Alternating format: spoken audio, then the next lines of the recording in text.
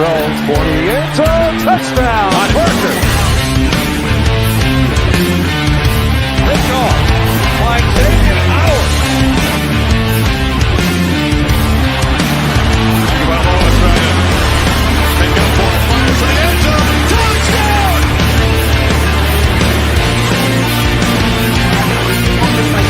That hard work.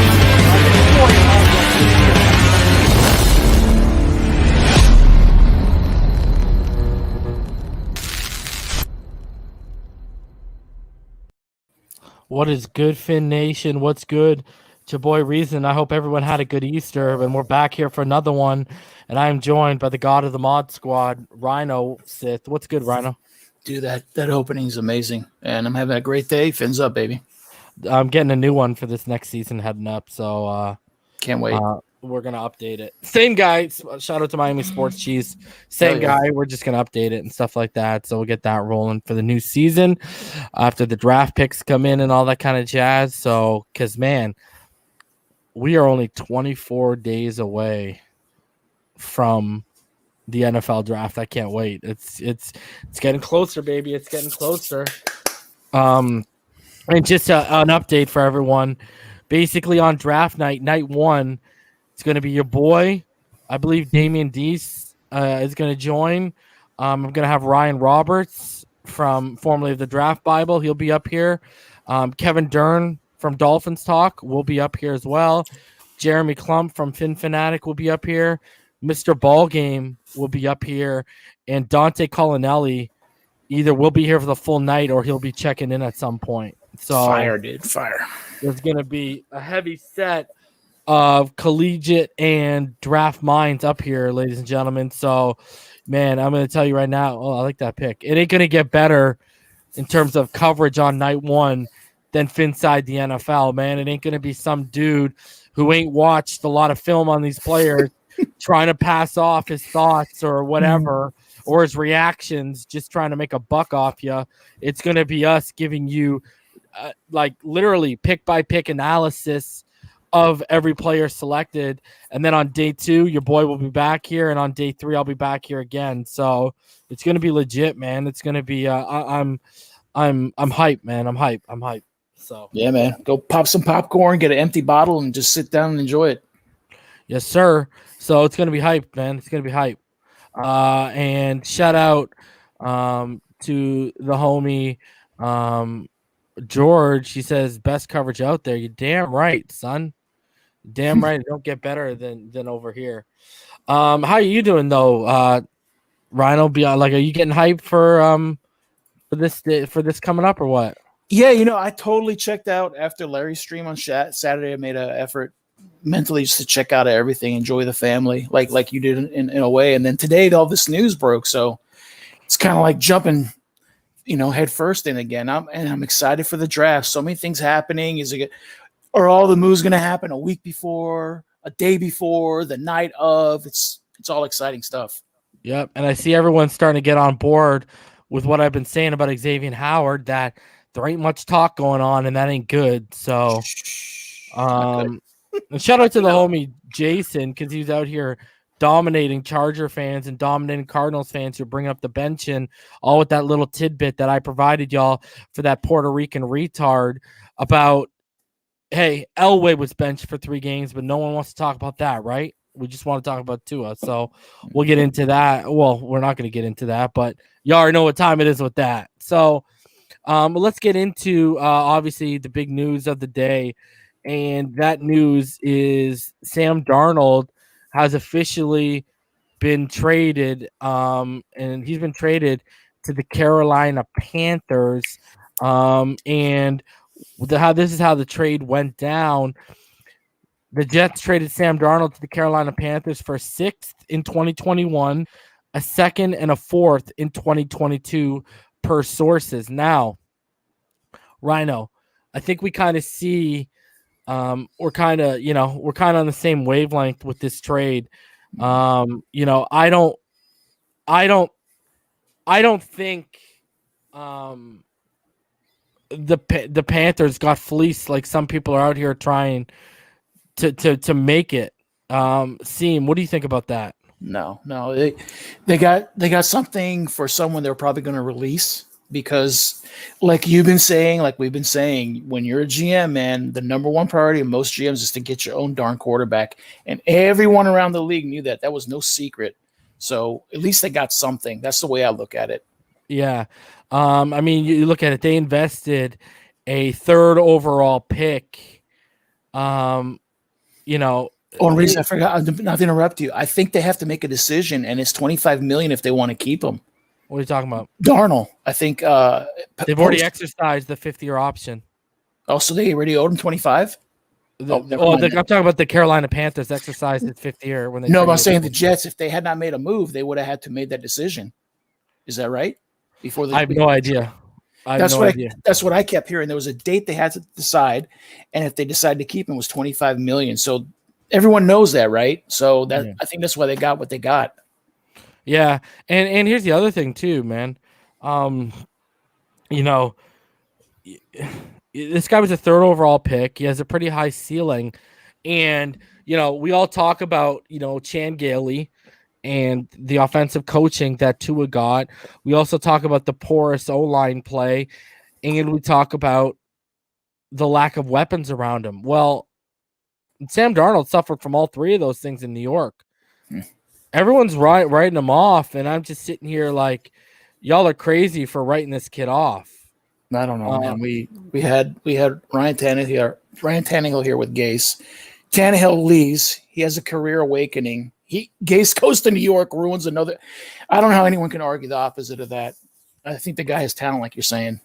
Yeah, man. There was a reason why he was selected so high, right? Like, and I totally think, I mean, what not enough people are talking about is look at who his offensive coordinator is about to be in Carolina, and that's Joe Brady. Mm-hmm. And we all know what Joe Brady did with Joe Burrow in LSU. Right. So he's going to go to an offense where I think it's going to be designed for Darnold, and I think they're going to be able to push the ball way more vertically than they could with a guy like Teddy Bridgewater. Right. He's got good protection, right? And he's got decent weapons. Christian McCaffrey. He's got a running game for the first time in his career. Yeah. He's got DJ Moore. Right. So he's actually got legitimate talent around him. I think you're going to see a rejuvenation in Sam Darnold's career, and it's going to make the Jets getting what they got look even worse. And what do you think about, this is kind of off topic a little bit, but this whole Watson idea? I heard some people saying that still leaves the Panthers in the Watson carousel if he has anything, if he's available to be traded. I don't think so. I think, and I'll say this, I don't think I've said this publicly, but I'll say it now. I think the team to watch for Watson are the Eagles. Mm-hmm. And the reason why I say that is, from what I understand, they're not in on Hurts like they're trying to make people believe. I've heard people in the organization are not fans of Jalen Hurts, and you got to look at what they have next year. Next year, they have 2 first-round picks. They have their own and ours, but that second-round pick they got from the Colts is conditional, and it's based on like games played. Mm-hmm. And then it becomes a first-round pick. So they're more than likely going to have 3 first-round picks in next year's draft alone to offer up for Deshaun Watson. If he's available, yeah. He may not be available to anyone. Yeah, like I was told before the allegations hit that the Eagles made an offer. Since then, I've been told that they've made 2 more offers. Wow. So from what I understand, it's up to 3 offers they've made already. Okay. So, I mean, I'm just sitting here saying I definitely think the Eagles are going – that's the team to watch. If he's willing to accept a trade there, I think it's going to be the Eagles. Sorry to sidetrack, bro. Oh, no worries. I just don't think we're going to have the capital to compete. Mm-hmm. And I think this year Tua is going to ball out. Right. So I think we'll be out of that. So, because I think, honestly, I'll say this publicly. I think flow is the issue when it comes to Tua Tagovailoa right now. What do you mean? I think Brian Flores didn't want a quarterback at 5.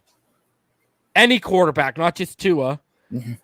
And I think because of that, he's the hardest one to impress. And I think Flores automatically, because he didn't want a quarterback at 5, has been looking at the kid with that veil over his face of, I didn't want you to begin with. Mhm. You better blow me out of the water. Right. You know what I mean? So that's why when you go back, when the move happened of us going to Tua, I was consistently saying what? That I believe this was a Greer and Ross decision. Right. Right. And I stick with that. I think it is Flores is the one that has to be impressed. So I've come on here and said it, right? If you go back to the 2018 draft, the word coming out of that draft was Greer was going around telling everyone that would listen, he wants Tua Tagovailoa. Right. So did Ross. You know what I mean? So, and you know how deep the Alabama connection runs for them, right? Yeah. So I think Tua's going to ball out, though, and put all those doubters to bed this year. So I'm not even worried. So we'll see how it goes. Right. But, so Sam Darnold. He's in freezing, guys. He'll be back in a second. My connection's poo-poo tonight. Yeah. Because I see even the screen has been going over. Yeah, I think Darnold's going to have a career rejuvenation, and all these people writing him off. I think it's too early. He's just too talented. It'd be a shock. Yeah, and he's going in a similar offense to what Cam Newton looked the way he did. And we all saw how he looked in a place like New England. Right. Just saying, and I think when it comes to a passer, I think Sam Darnold's a more talented passer than what Cam Newton is. I truly believe that. Yeah. And shout out to Fred Rivera, our newest member. Irving donates $2. He said Tua is living in Arizona in LA Charger fans' heads rent free. Yeah, I don't get it. I don't get why the hate on this kid. I saw someone say, "Oh, Tua turned the ball over." That's what they're trying to call him, and I'm like, this kid had one of the greatest touchdown interception ratios in the NCAA history, and then on top of that, that guy had a 1.7 interception percentage on his throws, which is great. What are people talking about? Yeah, because of Buffalo game. And you want to see what Sam Darnold can be for Carolina? Go back to 2019, guys. If you go back and watch 2019 for about the first 12 games of the season, Adam Gase, a lot of the offense was long developing stuff. All right. Then what did they do? After the 12th game, they started adding underneath stuff, mesh concepts, all that kind of stuff. And Sam started settling in and putting the ball around the field at a good pace. So I totally think Sam Darnold is going to. I don't think he's going to be a world breaker. Do I think this guy's going to be a top 5, top 10 quarterback in the league? Probably not, but I think he could be a top 15 guy. Right. For sure. I believe that. I don't think. What's good, Martin? How you doing, homie? Martin, buddy. So I think people are just underrating what he can be, man. Sam Darnold has all the tools, man. The only thing you could say was coming out of USC, he threw a. Well, I mean, the thing is, I know you froze, but in New York, he had no line. He had no receivers the last year and a half. I mean, poor guy. Oh, yeah. I froze again, too, eh? Yeah. Mm-hmm. Unbelievable. Like I totally think he can. The only thing you can say, I don't know if you saw me say this because I froze, but, the only thing he had was an interception problem at USC, and that could get coached out of you. The problem he had was he had Adam Gase trying to coach it out of him. And literally, Adam Gase is living off Peyton Manning naming him as the first person in his farewell speech. Like, if it wasn't for that, where would Adam Gase be right now? Yeah, and it's probably not over yet. Oh, buddy. Is it? Where is he right now? I know he interviewed for the Alabama OC job. Yeah, I don't know who they filled it with, but he's still in circles, man. People still talk about him.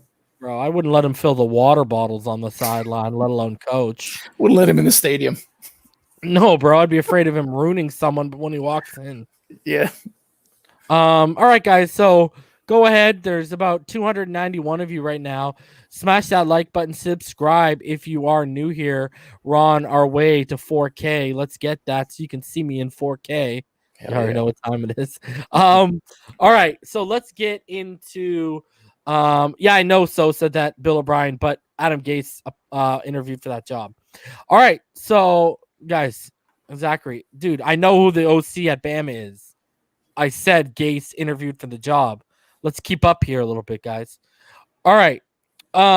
So because they both interviewed for the job, literally, keep up here, guys. All right. So Penei Sewell. Let's get into the Penei Sewell talk because there is a lot to cover, not just with his pro day. But let's start off with his pro day. All right. So let's start off with Penei. Let's start off with his 40 time. So this is Penei's 40 right here.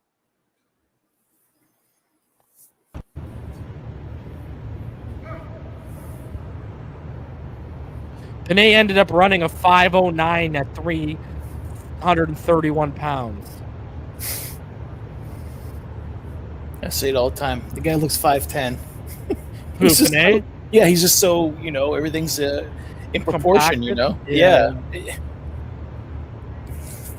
Shout out to Sewell, though. Guy's a beast.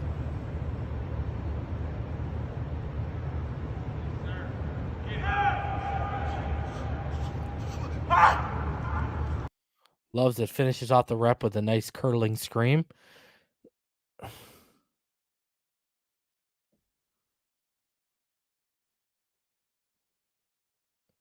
Gotta love it. You gotta love it. All right. So, let's keep it going. Are you there, Rhino? You kind of went silent. Penei finishes off his 40 with a blood-curdling scream. I love it. So, here is Penei Sewell's 3-cone. Give you guys a little look-see at his 3-cone. And he did his 3-cone in 770. I think you're muted, Rhino, by the way. One more time, just so you guys can see how agile this guy moves. It's crazy. Look at this. Look at this man move. At 331 pounds.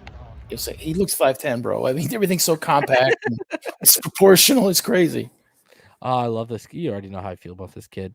Yeah, man. So let's you know what's crazy? Someone said, "Oh, maturity issues." I'm like, what the? I haven't heard nothing about regarding this kid maturity issues. So yeah, I heard that 3 days ago, and I don't know. But they don't name what it is, bro. No, I don't know. Next thing you know, you're gonna hear Reason has maturity issues. Yeah. All right. Let's look at his interview at the end of his pro day because he said a few things, and you guys can get a feel of what type of kid this guy is. Offensive lineman Penei Sewell, who made the tough decision Taylor to Biscotti. opt out last season. So it's been a while since you've been on the field. How did it feel today? Oh, it felt good to be out there just running around, especially around the teammates that I haven't seen for a while, Emo and everybody. It's been fun. And, to be out here and across the lines and to do what I do, it's puts a smile on my face. What did you really want to come out here and show to the NFL teams and scouts that were out here today? I think people kind of forgot about my name a little bit. I just wanted to wake people up and know that I'm still OT1 in this draft, and that what I bring to the table is something totally different. I know, than it's everybody's crazy. seen. And I just wanted to come out and show what I can do at 331 and showcase my skills. You say it's something totally different than what anybody's seen or, that you've seen before. What exactly is different about it? Just the combination of my body frame and athleticism, explosive, and the drills, too. I wanted to come and show out that I'm not only good at the regular combine stuff, that I can come out and successfully do the drills the way I wanted to. I'm fascinated by the players that opted out this past season, how they stayed on such a strict regimen of training. Take me through what a typical day of training was like for you. Typical is day and afternoon. Day, probably work out on the field or something, some sort of 40 or position drill work, and then the afternoon it's in the weight room. And it was easy to kind of stay to that routine because sitting out was hard. So that took it to the chin that I was sitting now and ran with this one. Did you find yourself focusing or improving on anything in particular during that time? Yeah, most definitely. I wanted to be more technical in my hands and eye discipline. So working out with Sam Baker and also Paul helped me a lot get through where I am at today and kind of get me ready for pro day and to work out here. Rhino. He's going to go 4, bro. It's Atlanta. Yeah, man, he's going to go 4. I can't even confirm that Atlanta was there with him. I know the Bengals offensive line coach was working him out on the field, though. Yeah, it breaks my heart. We're not going to have this guy, man. Yeah, because Carolina now ain't trading with Atlanta. No. You got to hope something changes in Denver. Damn, bro. You know what? I'd rather him go 4 than him be there at 6 and we pass on him. That would be yeah. I'd rather him go at 4. You know, I hate to be the one to say that, but I'd rather him go at 4.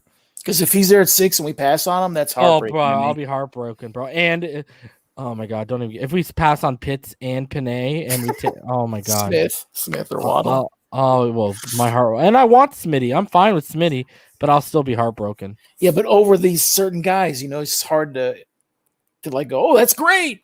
You know, it's not. Yeah. It's good, but not great. I still say I think Chase is going 5 though. Okay.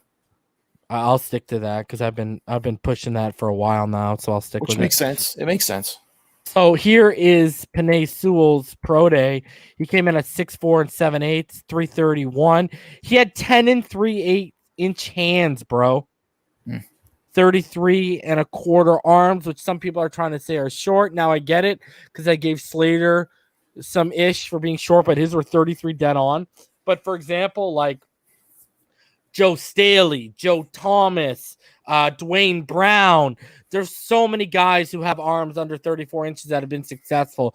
Look at his wingspan, though, Rhino. 80, almost 81.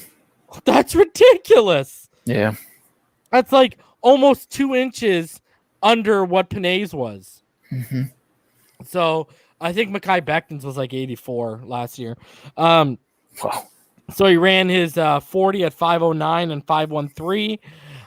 His vert was 28 inches. His broad was 9'1". His short shuttle was 4.68. His 3-cone that you guys saw was 770, and he put up 30 reps at 225. Strong man. The guy is an absolute monster when it comes to it. And then shout out to that fine lady, Taylor Bisciotti. She posted this little tidbit. She said, Coach Cristobal tells me Penei Sewell is not only the best lineman he's ever seen, he's undoubtedly the best player he's ever been around. Says he has it all, both physically and mentally. It's like you say all the time. He is a cat in space. He's just a cat. And it'll be awesome. And I mean, you know, Cristobal was around Justin Herbert. And y'all saw how Justin Herbert played this year. So what does that say about Penei? Right. Just saying. All right. And then as we go even further, because y'all know I love showing y'all the relative athletic scores for players. Here is the relative athletic score for Penei Sewell. Here you go. He scored a 9.08. And basically how that ranks is this ranked him 105 out of 1,131 offensive tackles from 1987 to 2021. So, I mean, I think my thing is, you know what I think people were expecting, Rhino? People were expecting an athletic freak. Yeah. I mean, and he's not that. He's athletic, but he's not a freak. You know what I mean? Like, I've told all y'all this, like, I think Wirfs was a little bit more freakish athleticism, but he's a better player than Wirfs, I think. So he's a Tasmanian devil, dude, at tackle. He doesn't look 6'5". He looks, like I keep saying, looks 5'10". He's just a man that loves football and loves to destroy people. That's it. The heart's there. And he's only 20. Oh, he's not even 21. I was gonna say 21. Wow, 20. Yeah, he's not even 21. Wow. He doesn't have his man body yet. His balls haven't dropped. Boy, you tell him like it is. It's true.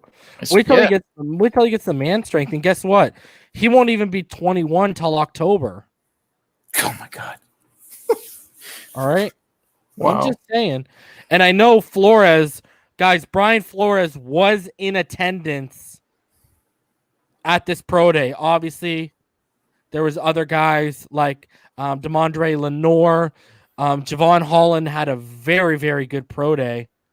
Very good pro day. I'll show you guys what Javon Holland did in a second here. I want to keep it rolling with Penei Sewell, though. So, Tony Pauline, all right? He came out and he had this to say in regards to Penei Sewell. So, he said, it is doubtful the Dolphins draft Sewell.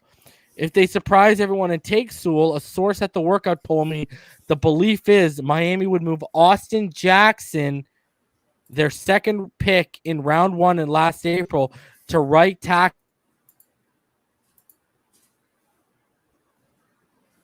Damn. I think he froze, guys. You froze. I froze again? Yeah, that they would move Jackson to right tackles where you were. Okay, yeah. So you can hear me right now, right? Yes. So a source at the workout told me the belief is Miami would move Austin Jackson, the second pick in round 1 last April, to right tackle and keep Sewell on the left side. Brother, here we go again.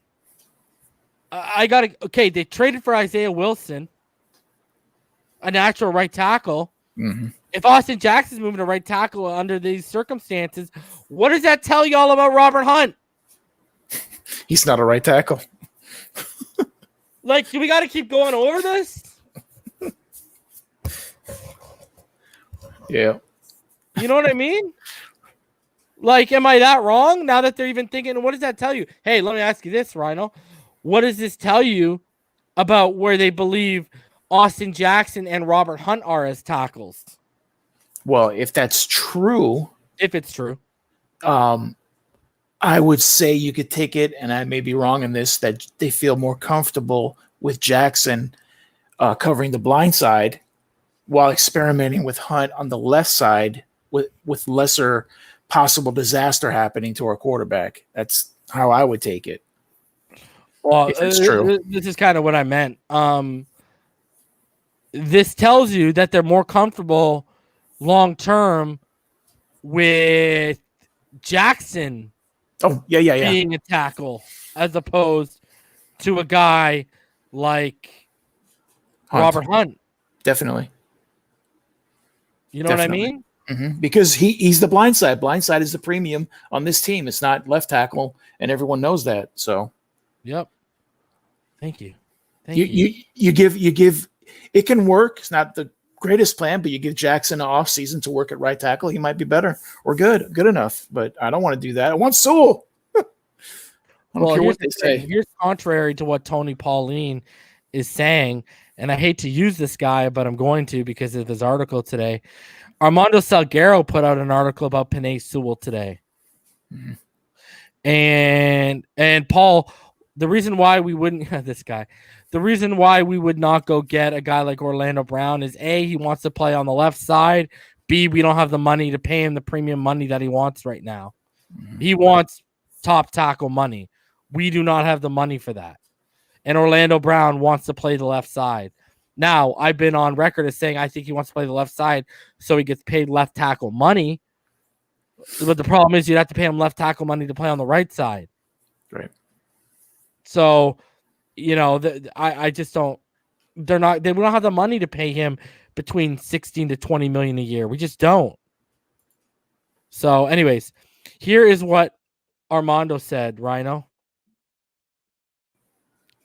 So this is what Armando said. Well, on Thursday last week, the Dolphins got one of the higher-ups to make the cross-country flight to Eugene as Flores attended the Oregon Pro Day and watched, among others, left tackle Penei Sewell work out for scouts, coaches, and other NFL personnel people.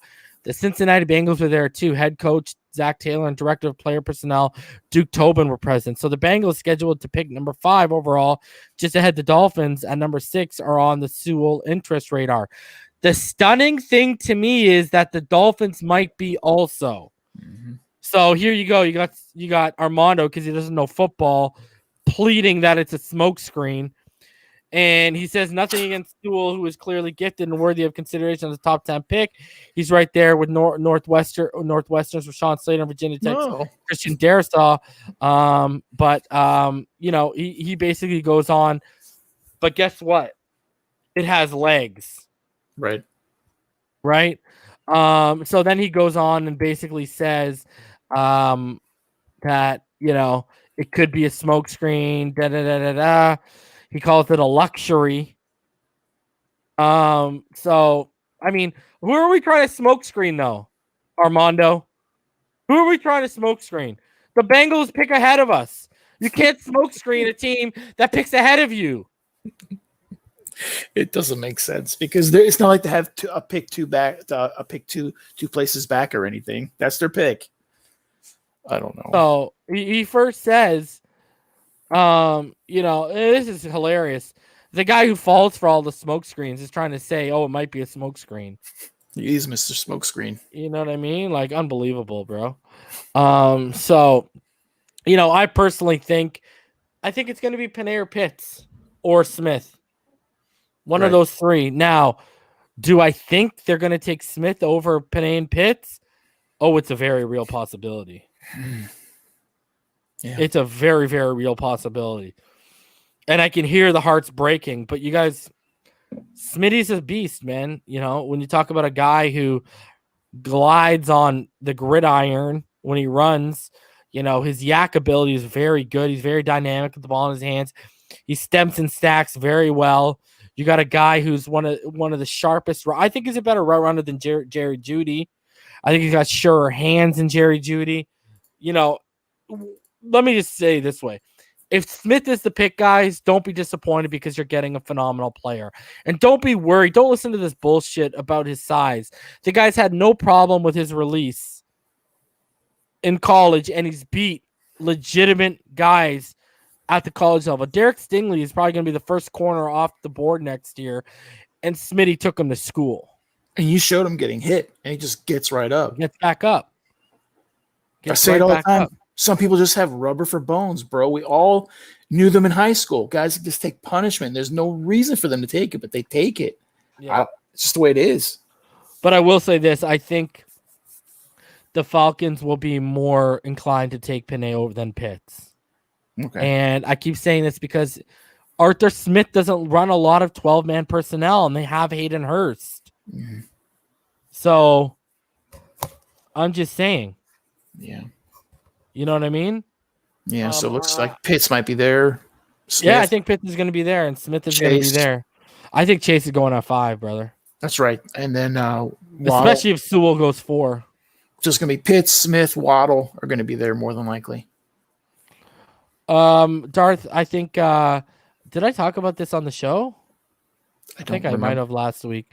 Anyways, I know I talked about it on the finish line. A little bit. This is a good rotational piece they're bringing back. I think it just further solidifies the front 7, and I think we're just that much better against the run game. So, because that's, I think this helps the run game. So I like the re-signing of John Jenkins. I got no problem with that. Definitely. John, the problem is they're looking to trade down. Who are they going to trade with? No, it's not Carolina. I'm just saying. Yeah. How far back?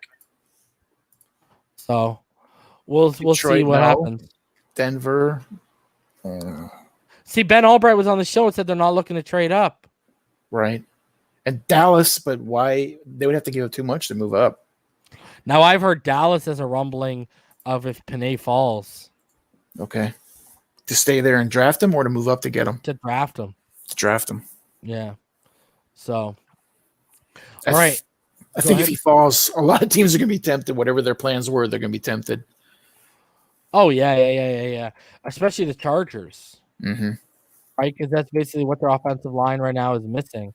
Right. So I mean, I don't know. I think it's gonna be sad if he slips. Like, Yeah. I don't know, man. And my thing is, here's my thing. Yes, we drafted 2 tackles last year. I get that. Were any of those tackles the talent that Penei Sewell is? No. No. No. Why do people have an issue? That's what I don't get, bro. Well, I mean, you can make an argument, even though he played tackle last year, their plan was to use Hunt at guard. You can make that argument, and Kinley surprised everyone being more prepared, and it kind of maybe changed their plans a little bit for what they were going to do. Like I really believe that. I think they drafted Hunt last year to be a guard. That's what I feel before what happened with Kinley.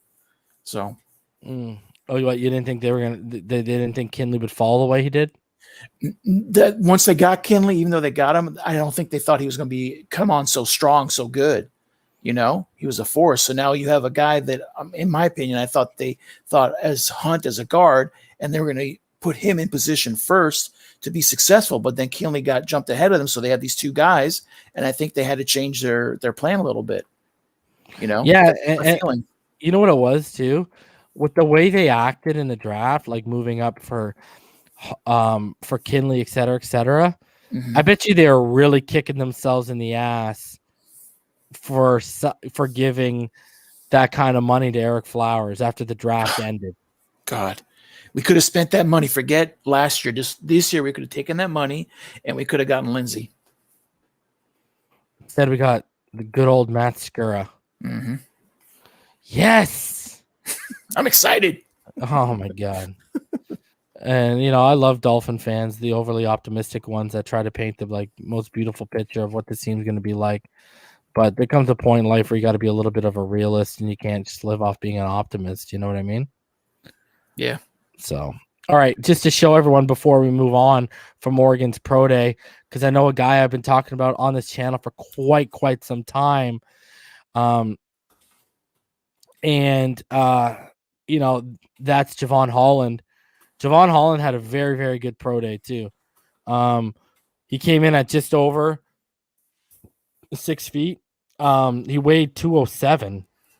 He had 9 1/8 hands, 31 1/3 arms. He had a wingspan of 76 5/8.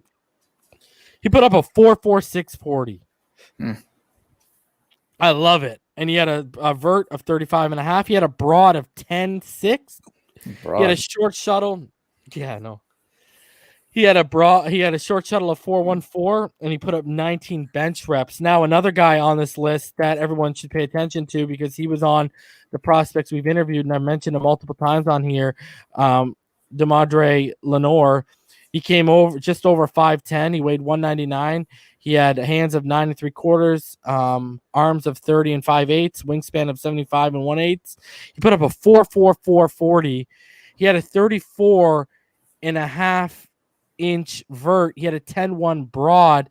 He had a short shuttle of 4.35, a 3-cone of 7.02, and he put up 15 reps. And I know that's a guy they really, really like. And that's a mid-round draft pick. So I'm just saying, let's see how that goes. So, and Brett's right. Holland is a Flores guy. I mean, if you go watch the film of Holland, they used him in the box. They used him single high. They used him in the slot. And I've even seen boundary snaps of Javon Holland.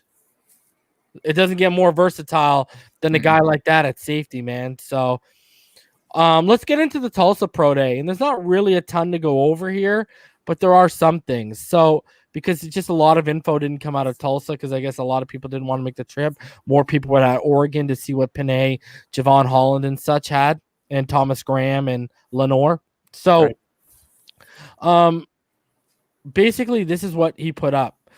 He had a height of 6'4" and 7/8.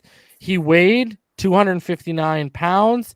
He had a 40 of 4.67 and a vert of 35 inches and a broad jump of 10.2.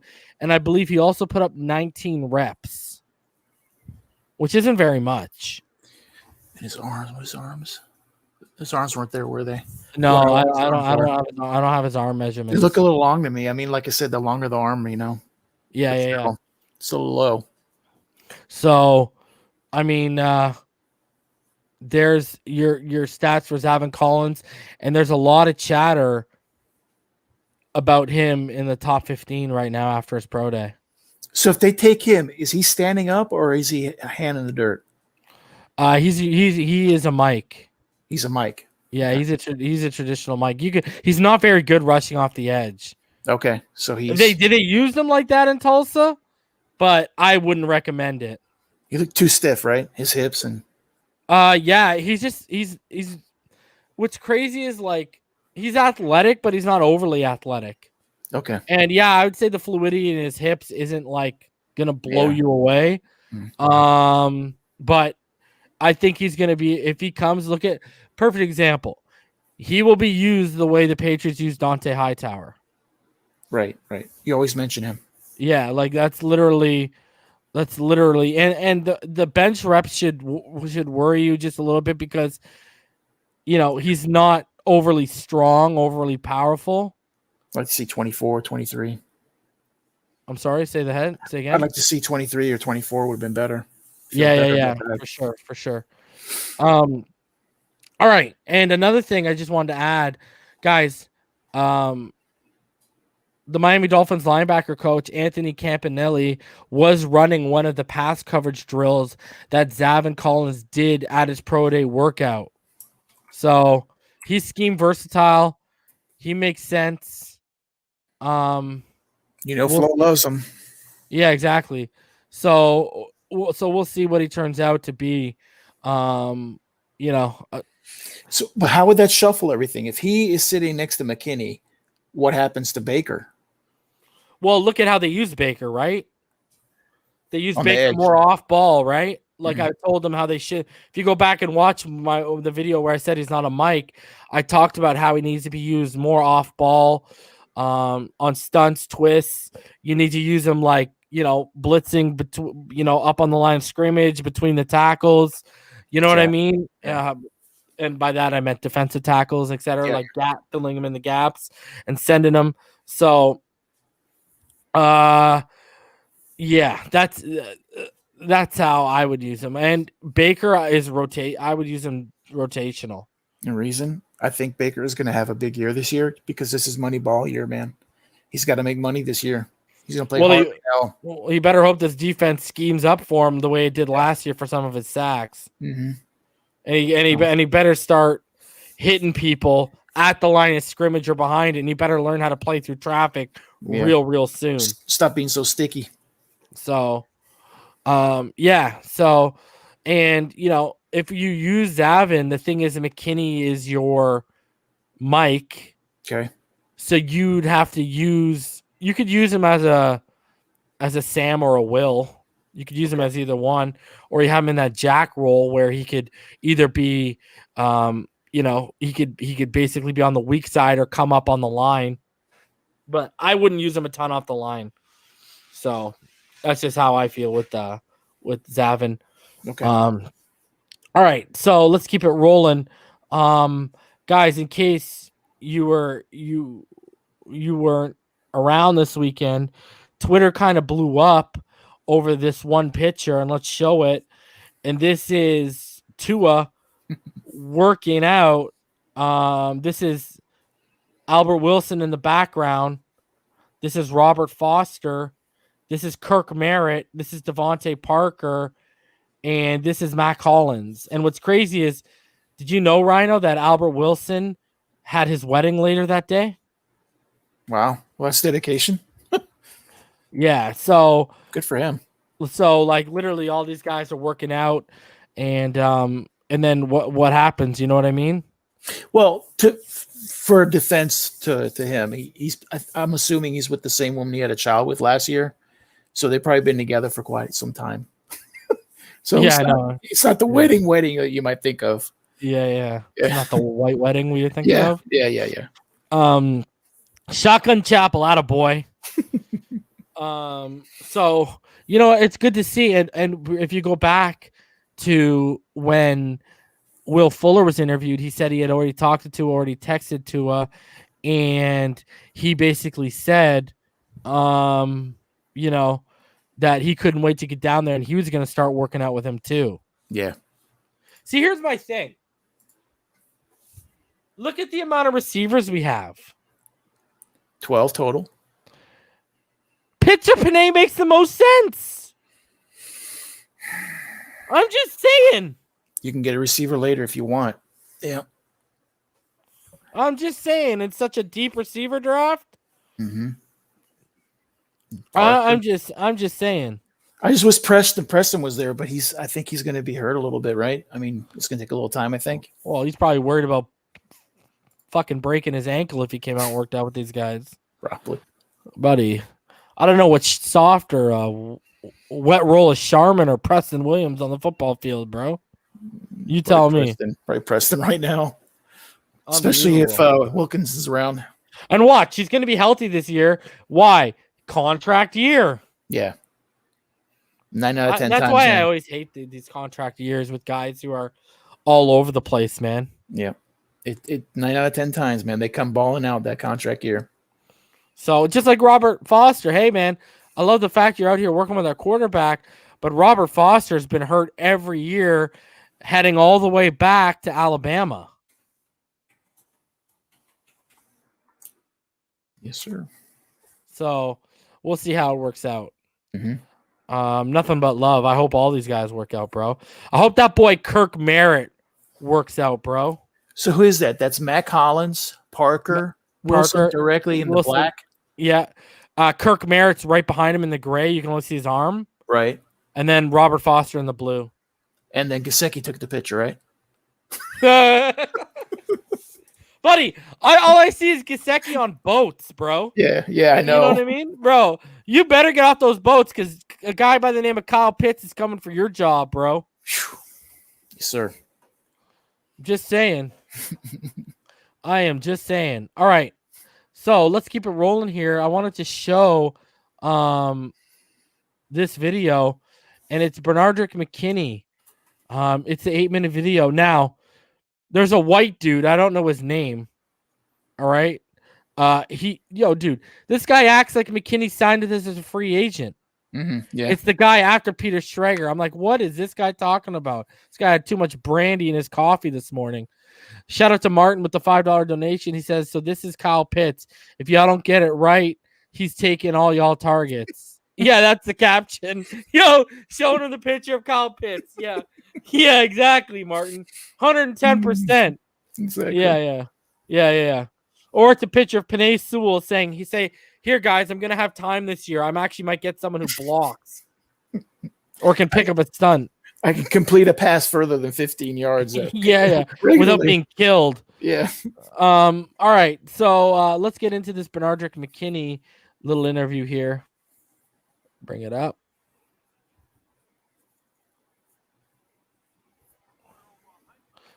You didn't hear that, did you?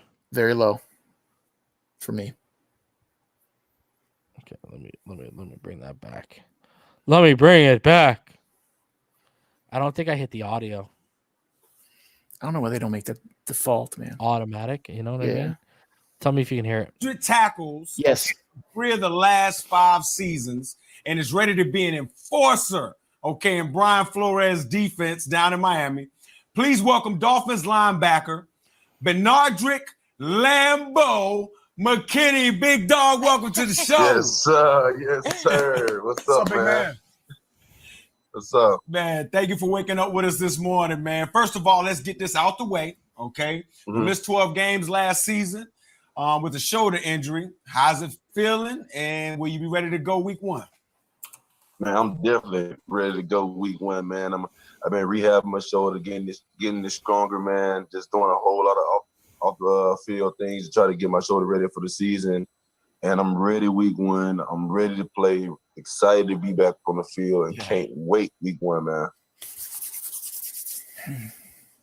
Okay, Lambo, you played 6 seasons for these Texans. Last month, Houston traded you to Miami. What are you going to miss most about Houston, that organization, your teammates, the city, whatever? And what are you most looking forward to or who are you most looking forward to playing with in Miami? Make a joke. I'm not going to make it. Man, I'm definitely going to miss Houston, man. I got drafted to Houston, man, with a dream come true. Every kid wanted to be in the NFL, and I got that shot. Bill O'Brien came in, drafted me in second round. It was a great, great, great time for me and my family, my mom, my wife, my kids.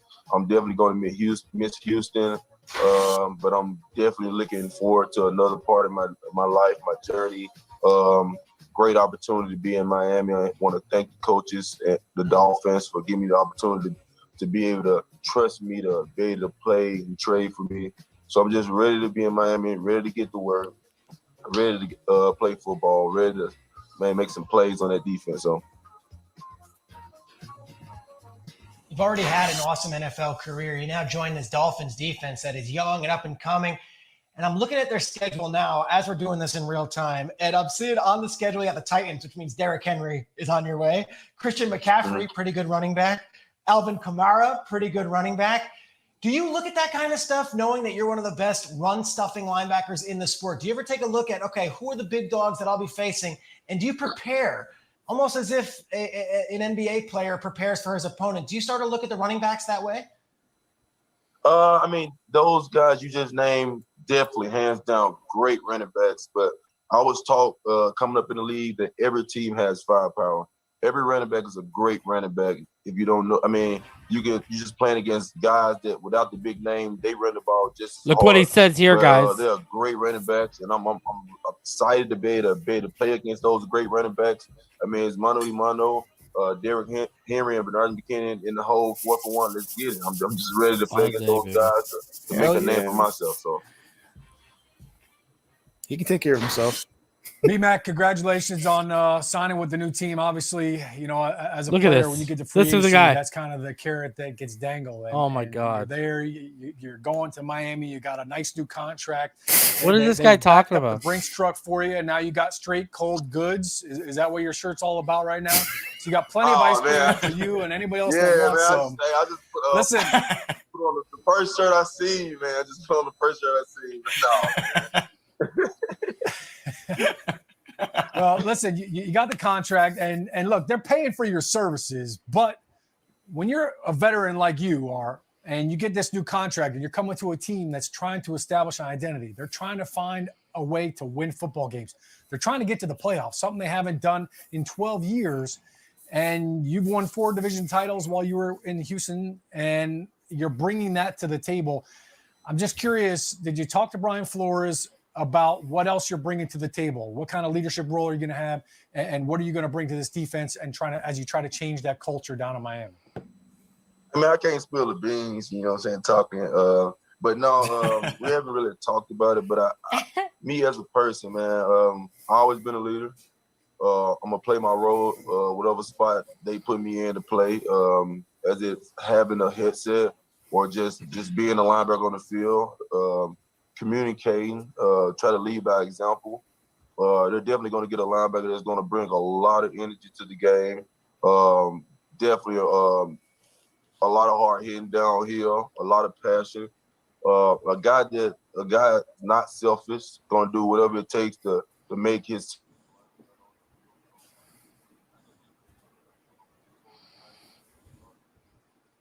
Internet bit him. parts of my life. Not being able to play football, seeing my brothers on the field, having to rehab every day. But they're definitely going to get a guy that's going to have a lot of energy and bring a lot of juice on game day and in practice, never shedding up on the field. So just ready, man.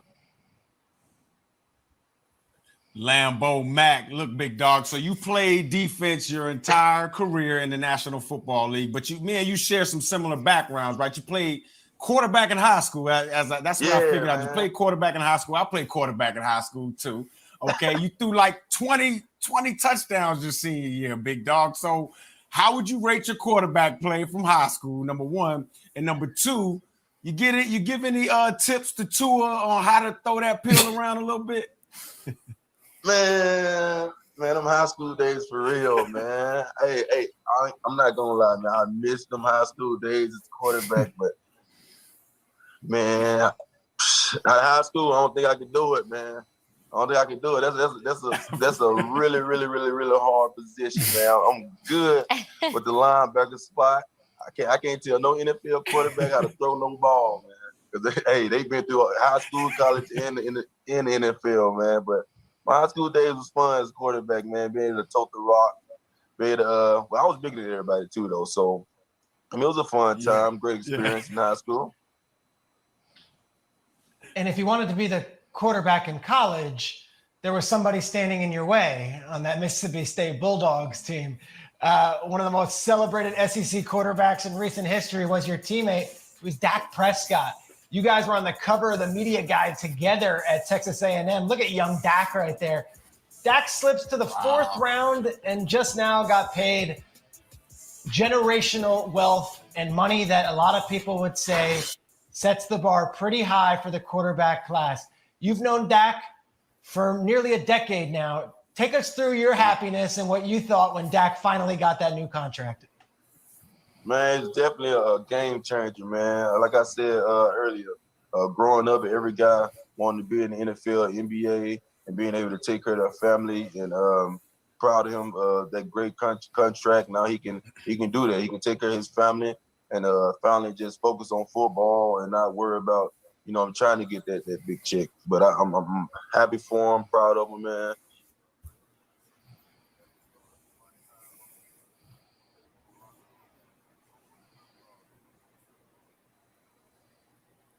All right. So before we keep going here, I just want to say a few things in terms of, guys, smash that like button if you're new here, subscribe if you're new. If you'd like to donate to the channel, obviously you can use the super chat, but you can also donate to paypal.me/Phinside. Become a Patreon, guys. Some people have lost their wrench privileges, and that's because you're not a Patreon. I've made Patreon mods exclusive to Patreon, minus a few exceptions. People who continuously promote the show, people who are my friends in this community outside of this show, i.e. look at a guy like Jason Greaves. Other than that, if you're a Patreon, you will get a wrench. And if you leave the Patreon, you will lose the wrench. That's how it works. It's a Patreon privilege, the wrench now. I've been telling y'all guys, this has been how it's been for the last couple weeks. So that's what that deal is, okay? So if you want to become a mod on this channel, join the Patreon. That's how you will get mod status, unless there are certain exceptions I've already made that for. So shout out to all the Patreons.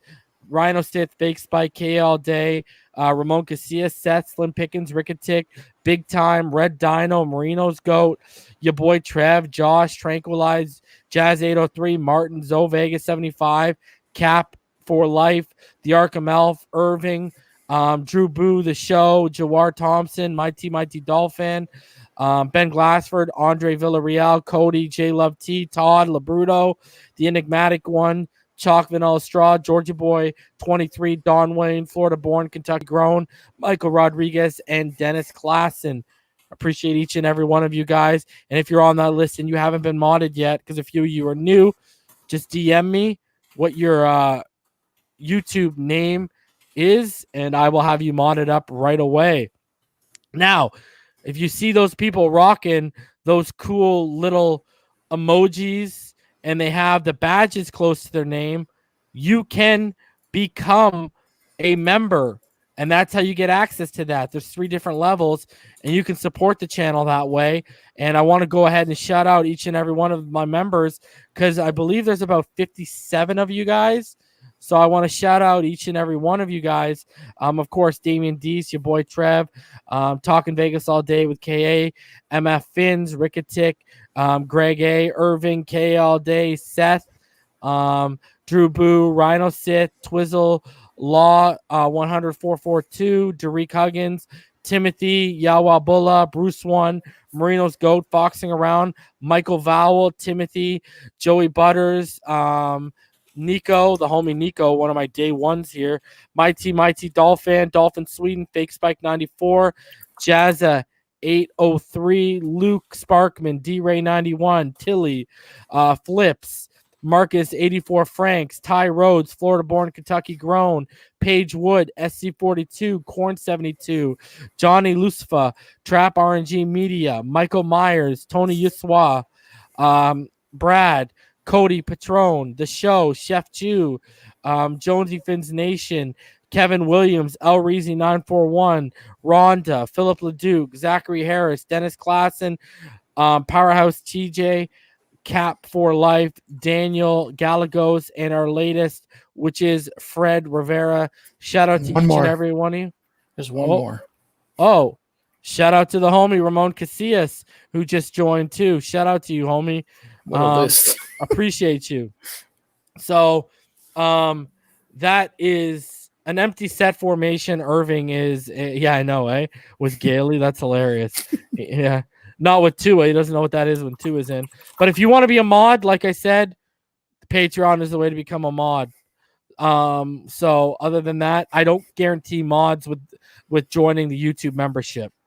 All right. And then obviously patchvibes.com, use code Phinside for 20% off of your purchase. And you can grab official Phinside the NFL merch, teespring.com/stores/Phinside the NFL, man. All right, let's keep it rolling. One last thing, and then I'm going to open it up to all of you in the chat right now. And our final little topic here is out of Monday morning quarterback, because I've been telling y'all this is a real possibility. So I've been saying Atlanta and even Detroit are candidates to trade back. I've been saying this. I've been saying obviously Atlanta for reasons of if a quarterback falls and they're not going to be taking a quarterback. Also Detroit because they're in the state we were a couple years ago, which is they're rebuilding.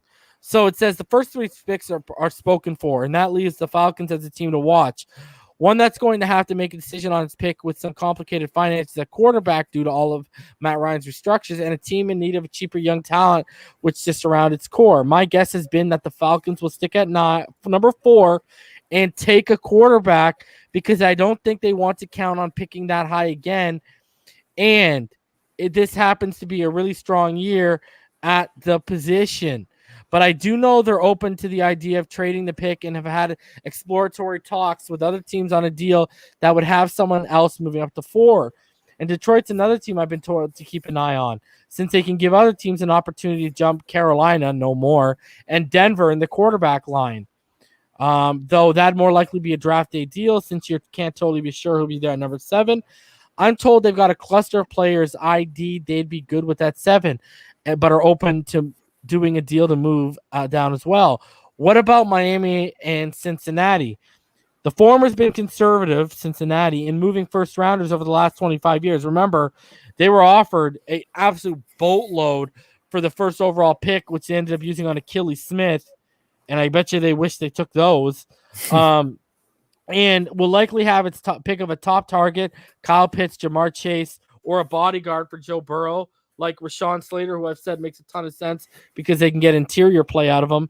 And the latter, Miami, went through a lot to stay in the top 6 with the context of its trade with San Francisco, though it's hard to rule moves out with Chris Greer pulling the trigger for the Dolphins. He can do anything. Now, I don't think he's going to trade. What do you think, Rhino? I don't think he's going to trade out. I think he made it a point to get back up to number 6. It would have to be a hell of a deal for him to move off. I think what his plan is, which is to gain a first and a third, moving from 3 to 6 and getting a choice of one of the 3 players left over. It's a great position. Yeah, I agree. I just don't. They don't look like a team that's going to be making moves. I think they have someone in mind. I think they have a target in mind. Yeah. So that was clearly evident why they traded back up not even 28 minutes later, right? Yeah, because if you're thinking Smith, I know he froze, but if you're thinking Smith at the time, Pitts and Waddle, you're pretty confident those 3 are going to be there at 6. So, or at least 2 of the 3, right? Yeah. So I just don't see us trading back. Yep. So Guys, I'm gonna drop the link for some of y'all to come on, and give your thoughts on Penei's pro day, the Sam Darnold trade, and just your thoughts on the number 6 pick right now. What you think we could be doing? I don't know. I truly think it's gonna be quarterbacks the first 4 picks. Lawrence, Wilson, Fields, yeah, and then Trey, right? Lance, yep. Mac Jones ain't going in the top 5. You can't convince me, bro. Me either. Martin, what's going on, buddy? What's going on, fellas? What's up, Reason? What's up, Rhino? Hey, buddy. What's going on, bro? How you doing man. tonight? Good. How y'all doing, man? We're just here, bro. What's on your mind? Yeah, I'm loving everything right now. Penei Sewell clearly showed why if he lands to us at 6, we should clearly take him. But that's another story for another day. Sam Darnold going to Carolina is interesting. That's interesting because I'm not sure if Matt Rule is thinking like I was thinking about when San Francisco's team pretty much all came to the New York Jets. I don't know if they're looking at this like we can fix him. I don't know because they do have Joe Brady, and obviously Matt Rule's system is pretty good as far as tailored to a skill set like a Sam Darnold. I'm interested to see how that works out because, like I keep saying in the past, Sam Darnold has an not elite skill set, but Russell, you have a TV on in the background, bro. You have a TV on in your background, bro. I gotta mute you until you turn that TV off. Keep going. Sorry, bro. Yeah, it's all good. Sam Darnold's skill set is not elite, but it's still a pro skill set that I think Matt Rule and Joe Brady can really, use, especially in the NFC South, where that's just a difficult division to get out of. So it's going to be interesting to see how they retool him because right now, Sam Darnold's confidence, who knows where it's at right now. Let me ask you this, bro. If he slips, are they the ones that are taking Sewell? The Carolina? Yeah. It makes sense for Sewell to be drafted by Carolina if he falls all the way to 8. Yes, I would say yes. Yeah, because he's a huge upgrade from a guy like Cameron Irving, right? Yes, absolutely.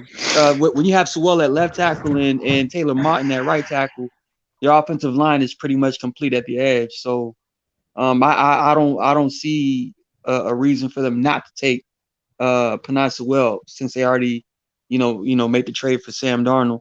It makes the most sense if we don't take Penei Sewell. You on that board? You think we might take Penei? Eh? We should. Look, I'm all for getting that playmaker, that flash, but I'm telling you, the trenches, and take it from me, please take it from me, everybody.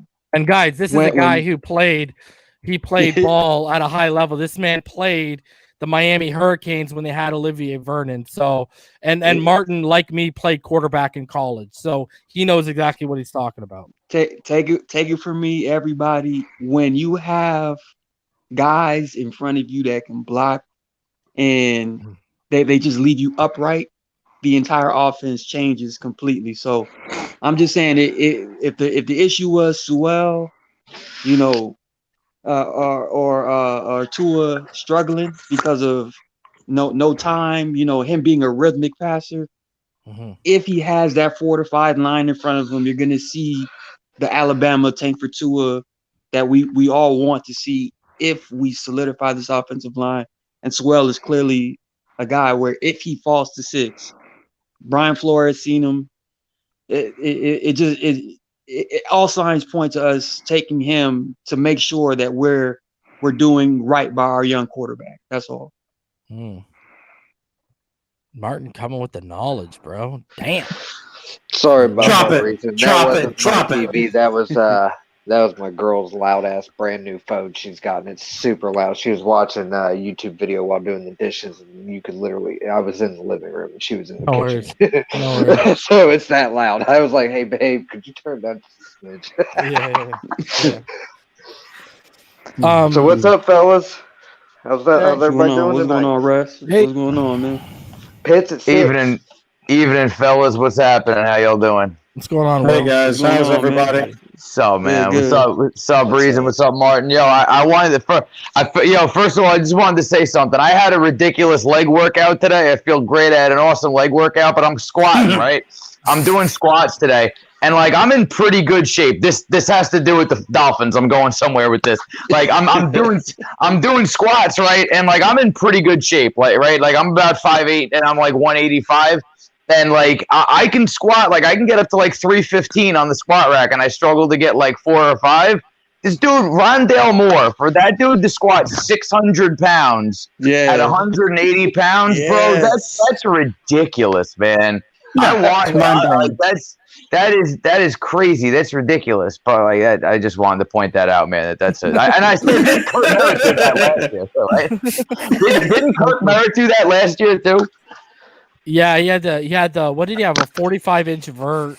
Actually, he upped it to almost 60, competing with DK Metcalf. Wow. Hey, Todd. What's Hey going guys. on, everybody? Hey, reason we're going over this draft stuff, and hey, panel, how's everybody doing? Haven't been up here for a minute. I just enjoy you listening to you guys, and just I'm so excited. And the number one thing I'm so excited for is game planning around obviously Tua and these weapons. I am so intrigued with our new coaches. Obviously Godsey and stuff we're here, but I don't know what kind of hybrid offense they're going to be running. Obviously it's going to be, a little bit of this and a little bit of that. That's why this pick at 6, I think they're going to have a little bit of say in what is going to happen, right? What do you guys think about that? Yeah, I think for sure. From what I've deciphered, that they want to install more. Go ahead, Chan Gailey. They want to install more screens. They're going to be a little bit more RPO, and I've always said, people, the key to figuring out what this playbook's going to look like, go back to Najee Harris on his post-Senior Bowl interview when he talked about how he looked at our playbook at the Senior Bowl, and he was like, oh, this is a lot of stuff we ran at Alabama. It's just different terminology. Oof. Yes. Ooh, man. And here's the thing. This is why I'll go back to Penei. Not just because I lead the train, but because of this. If you're going to be running screens and RPOs. Oh, yeah. That's your guy. Yeah. That is your guy. Like y'all saw, I used to hype up when I hyped up Corey Linsley for getting him. I said I haven't seen the center better in the screen game than him. Well, I haven't graded or evaluated a tackle since I've started doing this better than Sewell in the screen game. Right. So, I just don't think there's a better fit if you're going to be running that stuff. You know what worries me, though, is no matter what running back we get in the draft, we still need to address that line because he's not going to be effective. Yeah, especially as a rookie. Yeah, and that's almost pigeonholing us to having to pick a tackle like Jenkins. If we don't get Sewell, he's moving up the boards. We're going to have to grab him. I know. I seen that My too. boy. I seen that too. I was like, oh my goodness, teams are catching on, man. But him and Cosme are going up forwards a little bit. We're gonna have to draft a tackle at 18 if we want to tackle. Reason was right again. That's all I gotta say about that. Well, I mean, I love this kind of O-line talk because that's what I'm all about. Because it helps. It helps the defense, right? I don't want those guys playing so much time, especially when we making that other team sweat balls out. I mean, that's what I gotta say. You know, I have a question for you, Reason. My whole thing I hate with like when I hear about Hunt at right tackle. You know what these guys do? PFF. First of all, PFF's grades come out before the All 22 does, so miss me with that. Second of all right, Don't trust the PFF grades. You're Dolphin fans. Watch the All-22. Watch the games. Hunt was in his lap consistently. Yes. The only thing Hunt was good at last year was the run game. Go look at his pass sets. He was a disaster, man. You need to find a guy who's going to be great in pass sets and good at run blocking. Don't give me someone who's great at run blocking and shitty in pass sets. Why do you think they went out and got Isaiah Wilson? Why do you think the talk is right now, if we draft Sewell, they're thinking about moving Austin Jackson to right tackle? Just saying. Right. Yeah. No, you're exactly right, and that's why I'm starting to kind of shift the way that I'm thinking about this draft, because I was like all about getting the playmaker at 6, getting to Pitts, getting to Smith, getting to Chase, but like the more I think about it, why do we always say that Marino never won a Super Bowl? We say because he never had a defense and he never had a running game, right? So our number one priority, right, if we have a lot of faith in Tua, which obviously we do, obviously the front office does, our number one priority should be to give the kid a defense and give the kid a running game. I mean, I think hold on a sec. Look at the offensive line they gave Marino. Well, yeah. I mean, he had Richmond Webb. I mean, he had a good old line at times, but Sims, yeah. Yeah, he had a pretty damn good center. What was he? Was he there with Dwight Stevenson? He had the best center when he had Stevenson. Okay. Look at that whole Miami brick wall. Look at that whole left side. Go Webb, Sims, and then you got Stevenson in the middle. Well, I don't think Stevenson was there when Webb was. No, I think it was Tim Ruddy was there. The man with the big beard. The man he was with the good. big beard. Ruddy was good. He wasn't all. Oh hell yeah, I loved Ruddy. Ruddy was great. So I'm just saying, look at the line they gave him. Yeah, that's the emphasis right now, man. If you get a Penei Sewell at 6, if he falls there, by the way, if you get a Penei Sewell at 6, man, you are literally you're literally creating a scenario where you're gonna run the ball heavy because you're gonna have nothing but run first to second year players, run block heavy offensive line, and it doesn't matter who you have in the backfield, Malcolm Brown. Miles Gaskin. They're going to get Ahmed. Yep. You're going to get 5 yards a pop with that type of offensive line. And Tua, clearly, we can see what he is in the play action game. You give Tua enough of those opportunities, play action. It don't matter who's that wide receiver. Jasicki, Preston Williams is going to have to step up. The DVP is going to have to step up. We still got Speed Burners and Will Fuller. We still got Albert Wilson. You just have to get this offensive line super solid, because this they were mentioning like the NFC South we're gonna have to play. We're gonna have to play the AFC South. These are run these are teams where you're gonna have to put up points against, man. These guys are good. So in order for us to counter that or keep these offenses off the field, we have to hold full control of the clock. And that starts in the trenches, man. So, I mean, yeah, go ahead. Everybody talks about getting Najee at 18. The only way you get Najee at 18 is if you get Sewell at number 6. If not, I agree with that. I think they can get a solid tackle at 36. In my opinion, I agree. The tackles that are moving that are in that area are going to be in the first round. The only guys that are going to be there are guys that are left tackles. Are going to have to kick to right. Then move up from 36. For a I'm not taking Jalen Mayfield or Brady Christensen at 36. Yeah. No, thanks. If they don't take Penei, man, it seems like they're comfortable letting these guys progress.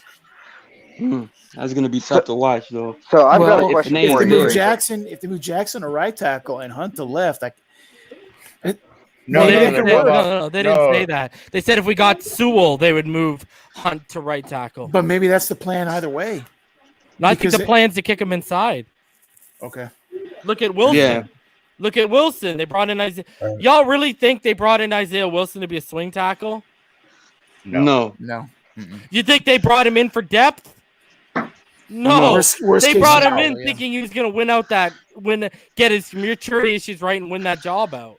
Right. No, I think you're exactly right. I think they're on the same page as us, frankly, the front office. I think they're thinking that Hunt's an inside player at guard. But, I wanted to ask you a reason. So, at 36, What position do you think will be better as far as what's available? A pass rusher or a right tackle?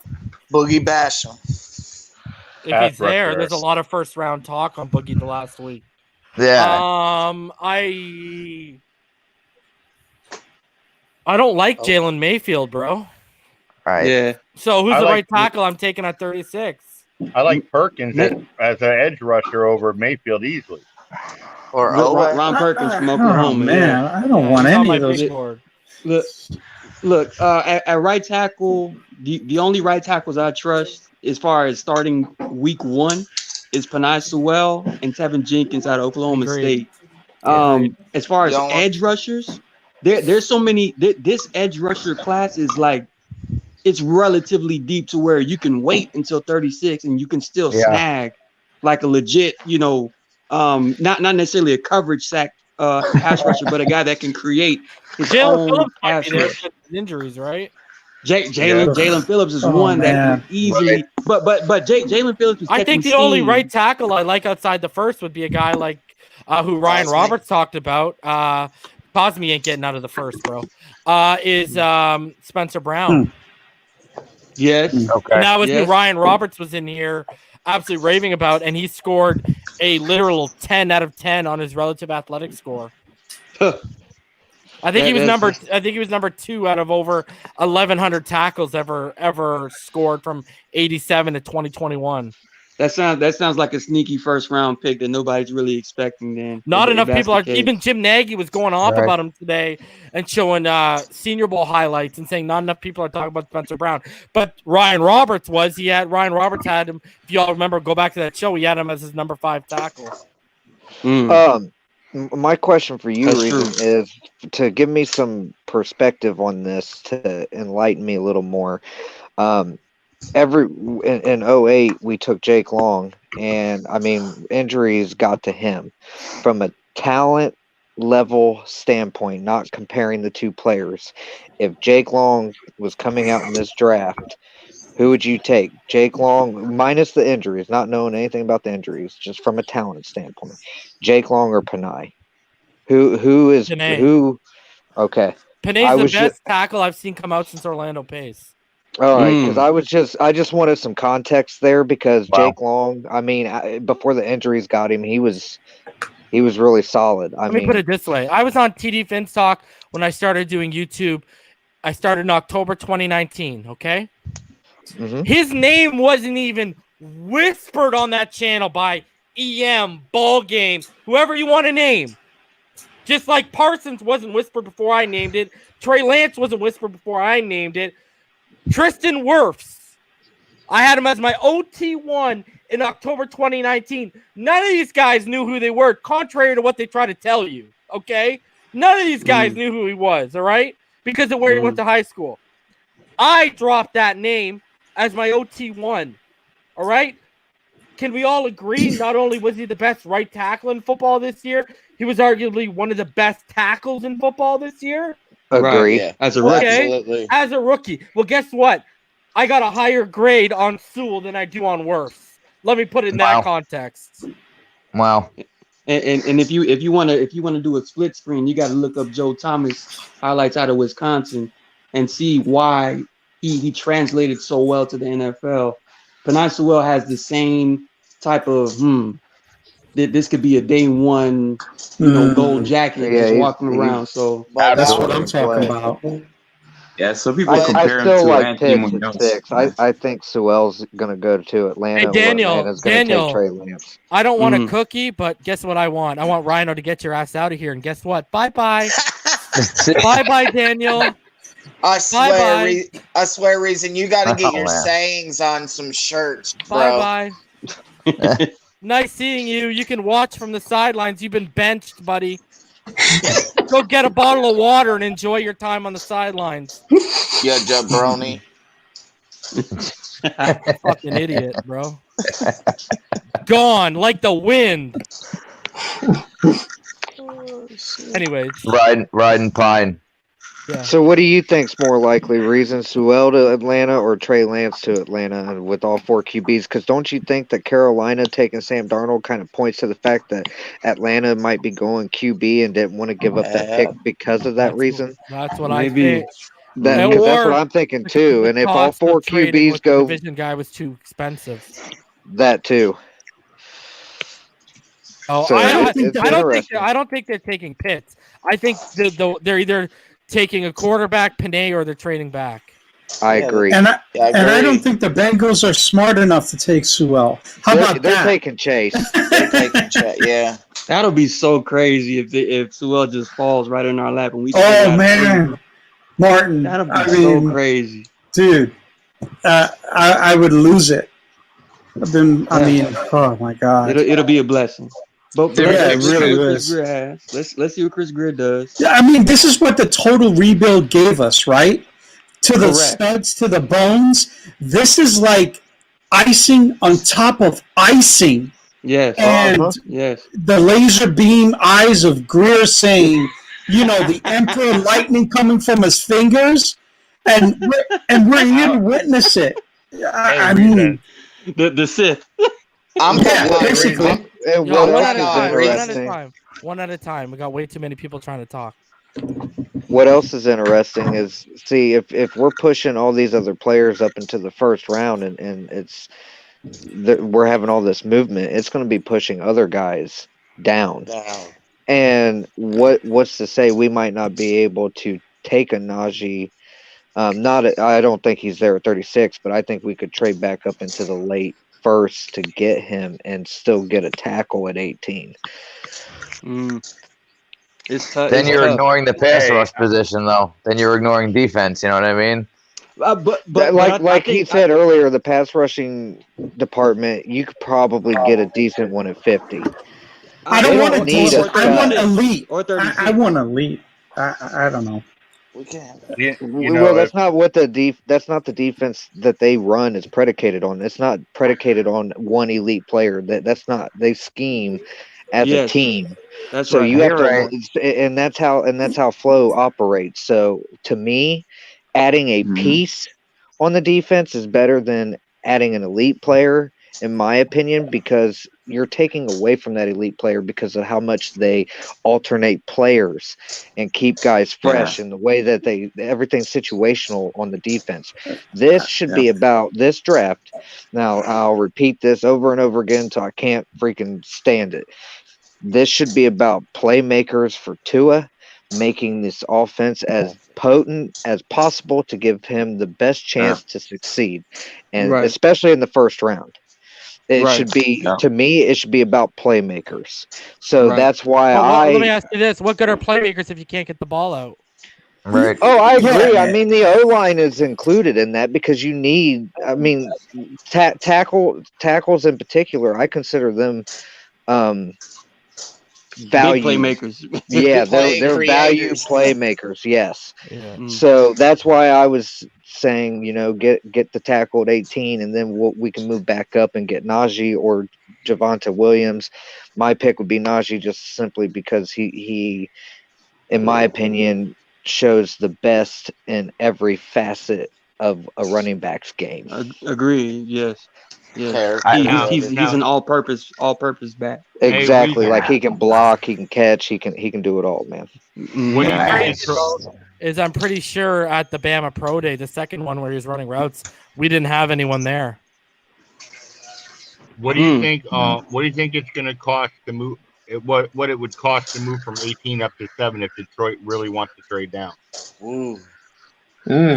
Probably the 18th and next year's first. Right. So which would be San Fran's pick. Oh, I'd do that.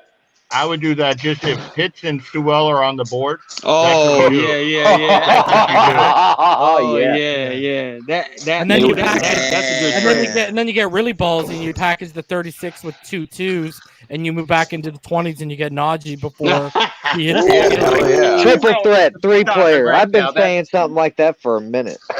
I've heard more than one place that Detroit wants to move down bad. Well, I've been saying this for weeks.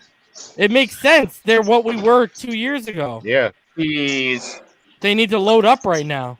They're not taking a quarterback. Or Denver. That'll be such a crazy trade, man. Let me tell you. It's I would be interesting like- that you mentioned that because I've been kind of harping that I want them to have 3 first-round picks by the time it's all said and done, and I kind of want a big 3. I know big 3 is more a basketball term, but if you add that, like Reason said, Pitts, Najee, and Sewell. Oh my God. That is I don't even care if they pick anything else. I would be okay Yes. with that right there. Those 3 players, I'd be okay with. I'd roll with. Not only are you adding talent though, you're adding confidence because all 3 of those guys are super confident in their ability and they can affect a locker room relatively quickly just based off of how much better they are than everyone else. You know, not to say they're just that much better, but when you can clearly see a guy has it and it rubs off on you the right way, it trust me, it can have a positive spin on the entire offense, which is exactly what we need. Let's look at it realistic though. Especially do y'all really think he's taking? If Flo has any say, No. we're taking 3 straight offensive players. That was Brian Flores in the war room. No way that's happening. And if it does, Flo would be- Go ahead. Sorry, I didn't mean to. Yeah, and if that does happen, Flo will be looking at them with the slant eye saying, I hope you catch everything. I hope I'm not giving you burpees today. I hope, that's a lot of pressure because Flo ain't, like Reason you said, maybe that Tua wasn't Flo's pick and Tua's putting in the work. Maybe he's grown into Tua. I don't know. I don't know about that. I think Flo was excited when Dolphins selected Tua. Raekwon, and I don't think he was. Raekwon. Yeah. Excited was when they drafted Raekwon. The guy legit did a fist pump. He was doing swim moves on camera. Yeah, bro. This guy that was excited, bro. That was cool. Shout out to Brett. He says, Reason, this is exactly what you've been alluding to about being aggressive, take advantage of players sliding, and we know somebody will slide. Exactly. Yep. Especially if there's a run on receivers and a run on quarterbacks, man. And that's what it sounds like it's going to happen. And Reason, shout out to you for having Bateman as high as you did because damn right, bro. I'm looking at this guy. I see even Larry's come around, huh? Even Yes, Larry's on board with Bateman It now. took him a minute. It took that 40 time. But see, if I'm Greer, I look at Flores. I'll be like, look, you can have next year's draft, okay?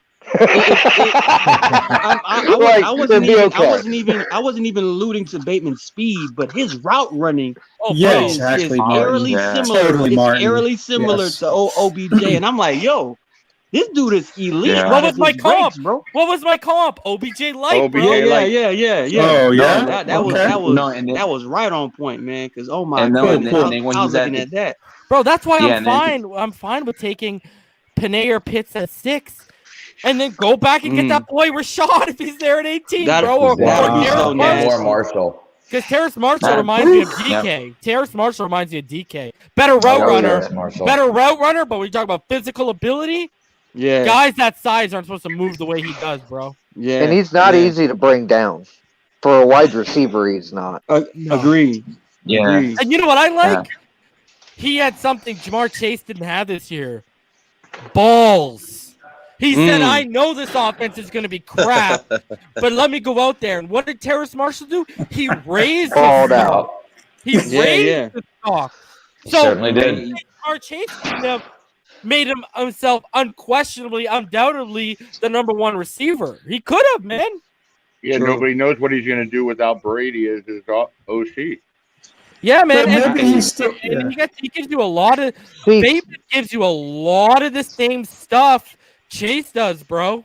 Yeah, but a way better route runner. Yeah, way better route runner. Way better route runner. Way better. Oh my goodness. If the Dolphins take Sewell or Pitts at number 6, you guys think Terrace Marshall will be in Coach Flo's radar, Greer's radar at number 18? One more time. I hope so. What'd you say? No, I was saying that if the Dolphins take Sewell or Pitts at number 6, you think that that Terrence Marshall would be in Flo's and Greer's radar at number 18? I hope him or Bateman would be. I hope so. Man, They were at that pro day, right? And Cap for life. See, I agree with Cap here. Contractually, it's better to snatch Najee in the teens or 20s before, because my whole thing, this is my stance with Najee and why I would take him in the first. Whether even that means trading back up into the first to get him. He's 23. I get 4 years and an option, so he's 28 by the time that ends. If he's still balling out at 28, I can franchise tag him at 29, and then I can let him walk when he's about to hit 30. Yep.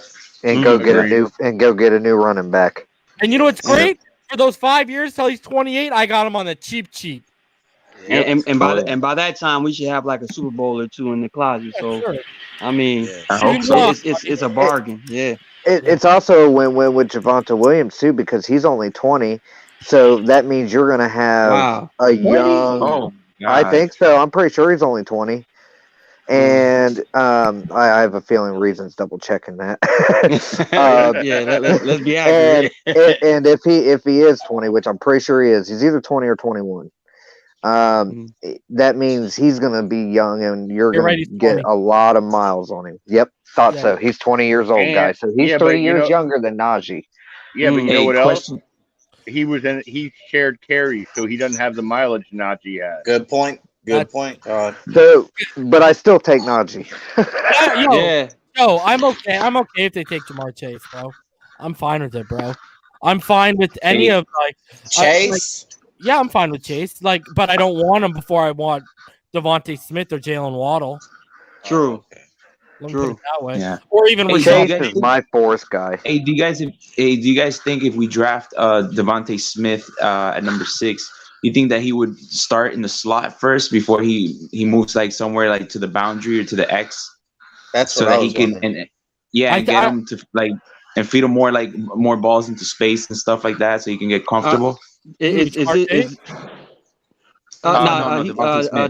Smith. Mm-hmm. Oh no, man, he can play the boundary, no problem, bro. I'm not worried about that at all. No, but I'm saying when let's say like if he plays his first game in his rookie year, you think that they first start him in the slot and then work him outside later on in his career? I think he'll move everywhere. I think he'll be a motion man. I think he'll come out of the slot, and I think he'll use him on the boundary. I'm not worried about are you?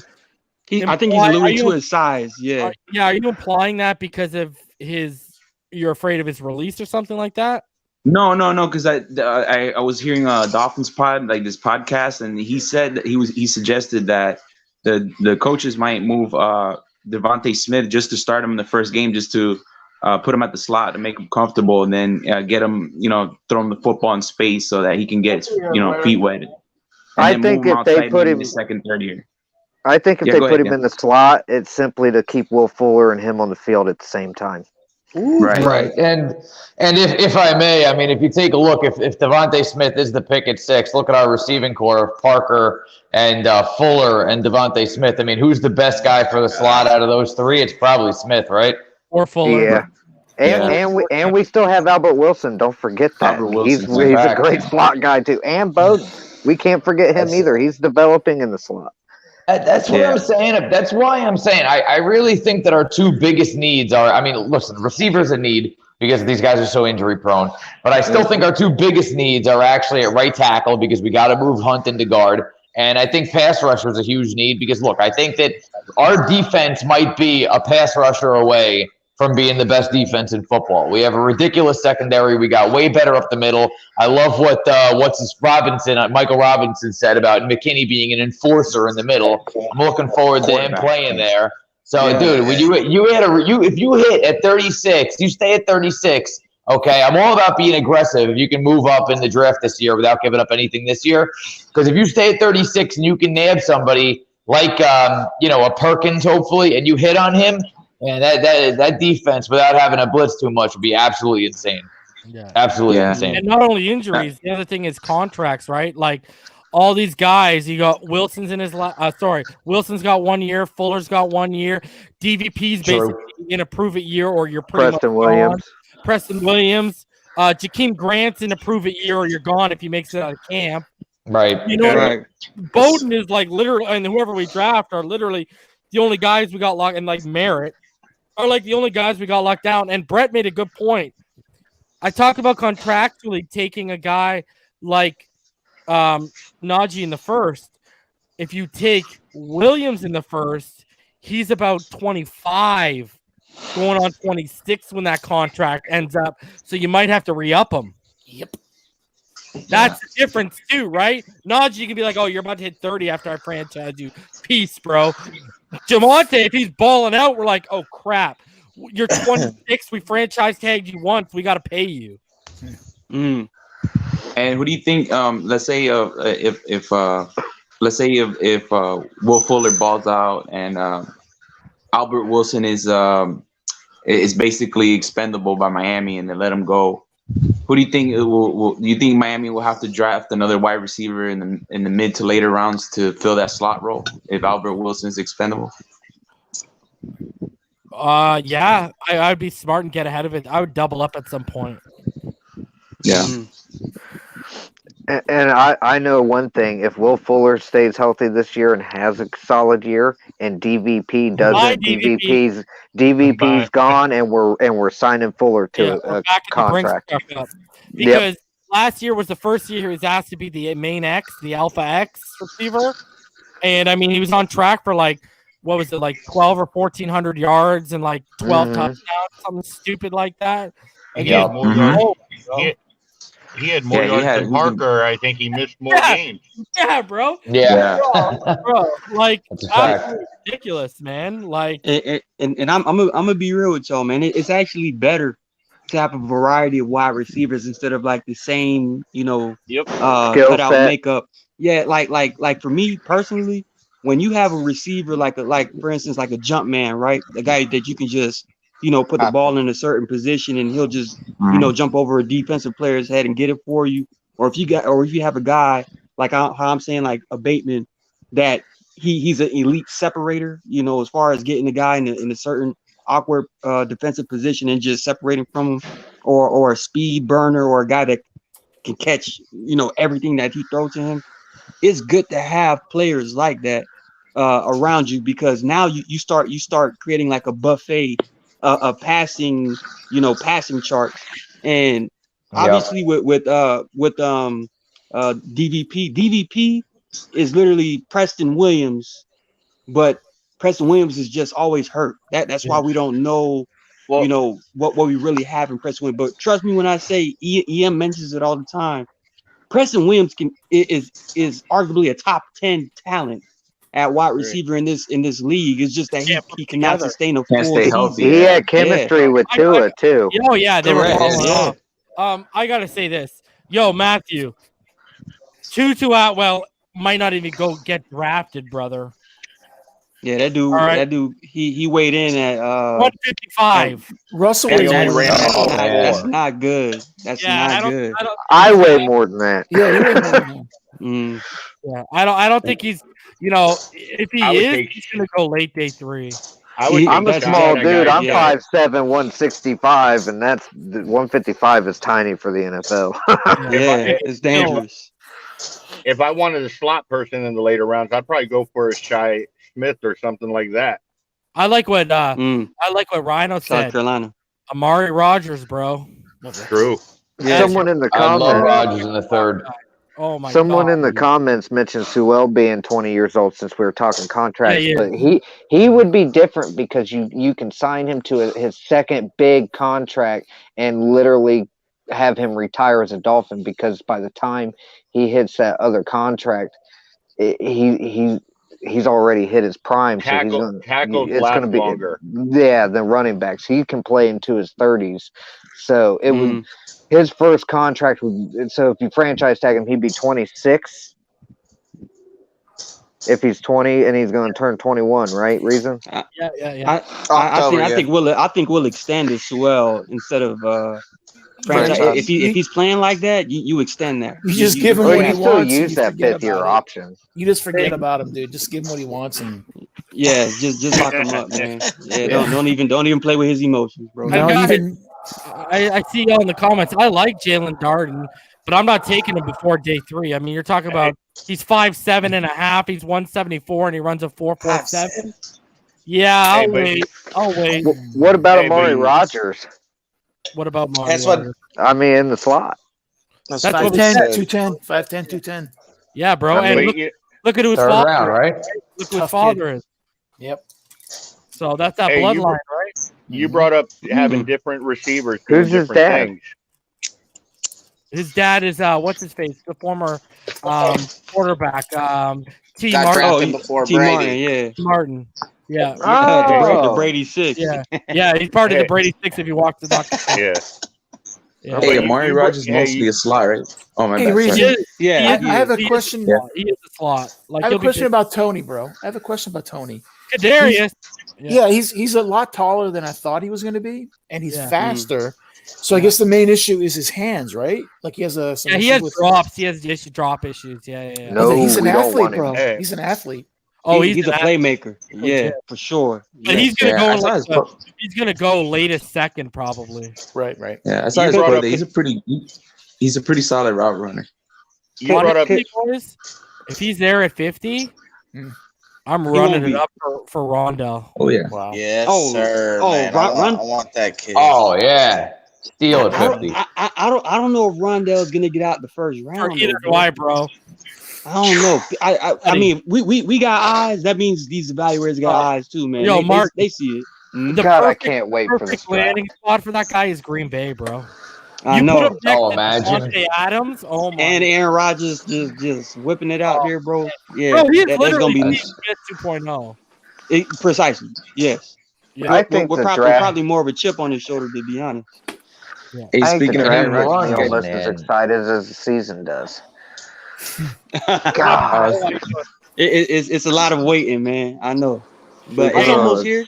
How you doing, Show? What's up, buddy? Hey, buddy. Hey, what's Show. happening? What's going show on, what's guys? going on. What's going on? The What's show. good? Just hanging What's back, going on? listening to all the knowledge, man. Loving it. Yeah. Mark, you know who was a sleeper and he's not a sleeper anymore? And I was loving this guy on like day 2, day 3, and he just missed out on number 11 my big board on 10. And I didn't do the honorable mentions for that, which I should have. But I did name him in the honorable mentions, but didn't do the image. Man, Elijah Moore has risen my board. Yeah. Oh yeah, Yeah. he's Oh, another yeah. slot But guy too, isn't he? Ole Miss, right? Yeah. Yeah. He's not a secret anymore, though. Yeah, I know.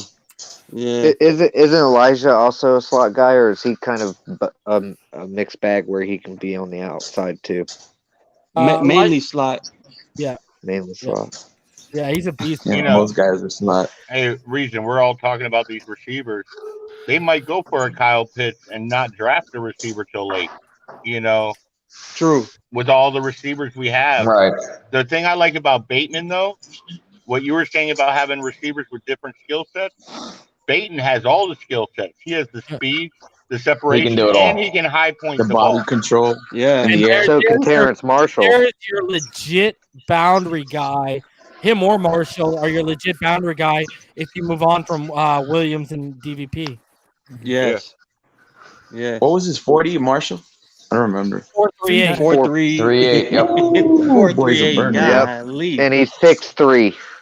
Yeah. And that's a confirmed. He ran it twice. That's not Once bad. before 43 and a. And truthfully, That's The guy's great. 6'3", over 200 pounds, and he ran that. and truthfully, Jesus, bro. you can see it on film too. Oh, You yeah. can see it on film. Like That's he why breaks he away literally- from people. Let me ask you, He Mark, ran the same time as Chase. I know you watch a lot of film like I do and stuff. Let me Yes. ask you, and like actual film, not broadcast, right? Even though, Yes. Mhm. in all fairness, for college, there's some players you can't find every game all 22 for, right? It's hard. Mhm. Let me ask you this. Does Chase on film look 4.38? Because to me, he looks 4.45. He does not look 4.38 on film. The only time I see that burst is it's short area burst when he starts to get away from guys. Yeah, and on film, Chase, honestly, he's the type of receiver where he doesn't run full speed all the time. He reserves himself a lot more than he is explosive. So I've seen 4 or 5, to be honest, on film, more than I've seen 4 or 3. But again, when it comes to these combines and it comes to, all right, let me just give it all I got. You can see 4, you can see 4-4, you can see 4-3-9 from Chase, like on some plays, but not consistently. So I seen it, but not to where I'm like, oh, this is going to be an every down speed guy. No, everybody was talking about Chase's ability to high point a football because that's what he does. But the speed, it caught everybody by surprise because he didn't show that on film at all. Yeah. I heard a lot about the 40 times. I gotta hit this guy up Okay. because he's asked a few times. Shout out to Aaron. Okay, so what do I think about? I can't even pronounce his. I called him Josh I. From Illinois. Yeah. Oh, bro, this guy is a certified freak. Yeah. Okay, I don't know if y'all saw his pro day, but that's when I started watching him. Was after his pro day. I hadn't watched him before his pro day, but when I saw this guy had a 46.5-inch vertical, he benched 24 times. He had a 4.48 40, and he had an 11.2 broad jump. I went and checked the guy out. Oh yeah, who is this? I have never heard this guy. Me neither. What position is this? What position? He's a wide receiver from Illinois. Wow. He's jumping on boards. I went and I watched him, and I was like, okay, I should have watched him before because he's in my top 15. After I watched him, I was like, God damn, he made the league. This guy, bro. And he wasn't on my board. He wasn't on my radar until I saw his pro day. When I saw his pro day, I was like, it's Kirk Merritt all over again. But where would you rate his talent draft-wise? And he's jacked. He's this guy, bro. I don't think a lot of teams are up on him, dude. I think he's a day 3 steal. Or late day 2, considering we all see him now. Oh yeah. But this is no different than like when Victor Cruz got undrafted. Martin, how many scouts were at Illinois pro day? Let's be honest with ourselves. Not too many. Because they don't have top end talent that would have led them there anyways. Yeah. Right. Right. That's what I'm saying. This guy is pretty much like a Victor Cruz type, where nobody really watched his film like that. Yeah. But then when you go back and see, you're like, oh yeah, that he is that good, So trust me, I think from the pro day that he had, he can easily be a late day 2, early day 3. Easily. Oh, and Martin, you know how it works. How many scouts were just like, and I'm not saying I'm a scout, but how many scouts were just like me, where they're like, oh shit, and then they're like, all right, roll the film, baby. That's exactly how it happens, man. Like crazy. Hey, Reason, what I was trying to say earlier, I heard a lot of this with the 40 times. Mm-hmm. A former receiver who went through the combine said in the combine, you're doing a lot more stuff before you run your 40. So you're tired. You're going to bed late. Yeah. You're doing interviews. It's not your field that you're used to. They're not as comfortable. They feel the pressure. The other thing, too, is, and Rhino might have seen this stat, because I know the homie Clump posted it, too, because Warren Sharp put it out there. Believe, okay, Kyle Pitts' numbers. And the reason, especially the 40, because they went back and they looked and they said between like pro days and combine days, there's usually like a 0.5% drop off in terms of players not performing the 40 as well as they did at the pro day. So for some reason, Gator players show up and give you the exact same numbers at the combine. Yep. So that's not uncommon. It's got to be Pitts or Penei, bro. It's gotta be, but I have a feeling it's gonna be Devontae Smith. Which is still cool. It's still cool. Yeah. But we know what's best. We know what's best for this offense, man. Reason I wanted to run a hypothetical by you, okay? Yeah. 6 picks. Okay, the 1 and 2 next year that we have, the 2 1s and the 2 2s that we have right now. Yeah. And those 6 picks, you get 5 players. Okay, one of those players is a safety that you want, which is the guy out of I forgot the Morrig? No, Holland. No, not Holland. He's going to be a 3rd rounder late too. Harris Ford. No, I ain't touching that guy if he ran a 4.9. No, 4.9. Damn. Yeah. Oh, I didn't even know that. What are you talking about? What safety? Yeah. So, anyways, the safety that we want, I forgot the name. It will come back to me. So it's going to be Trevon Moore or the guy from FSU. Richie Grant. Yeah, Richie Grant. Yeah, that's from right. UCF. From UCF. Yeah. My man. So we get him at 50. At 39, we have our pick of whoever drops to us, either Osai, either Collins or Boogie Basham. Okay, one of those. And then in the first round, we get Pitts, we get Najee, and we get the guy out of Oklahoma State, the tackle. Tevin Jenkins. Who, by the way, his pro day was ridiculous.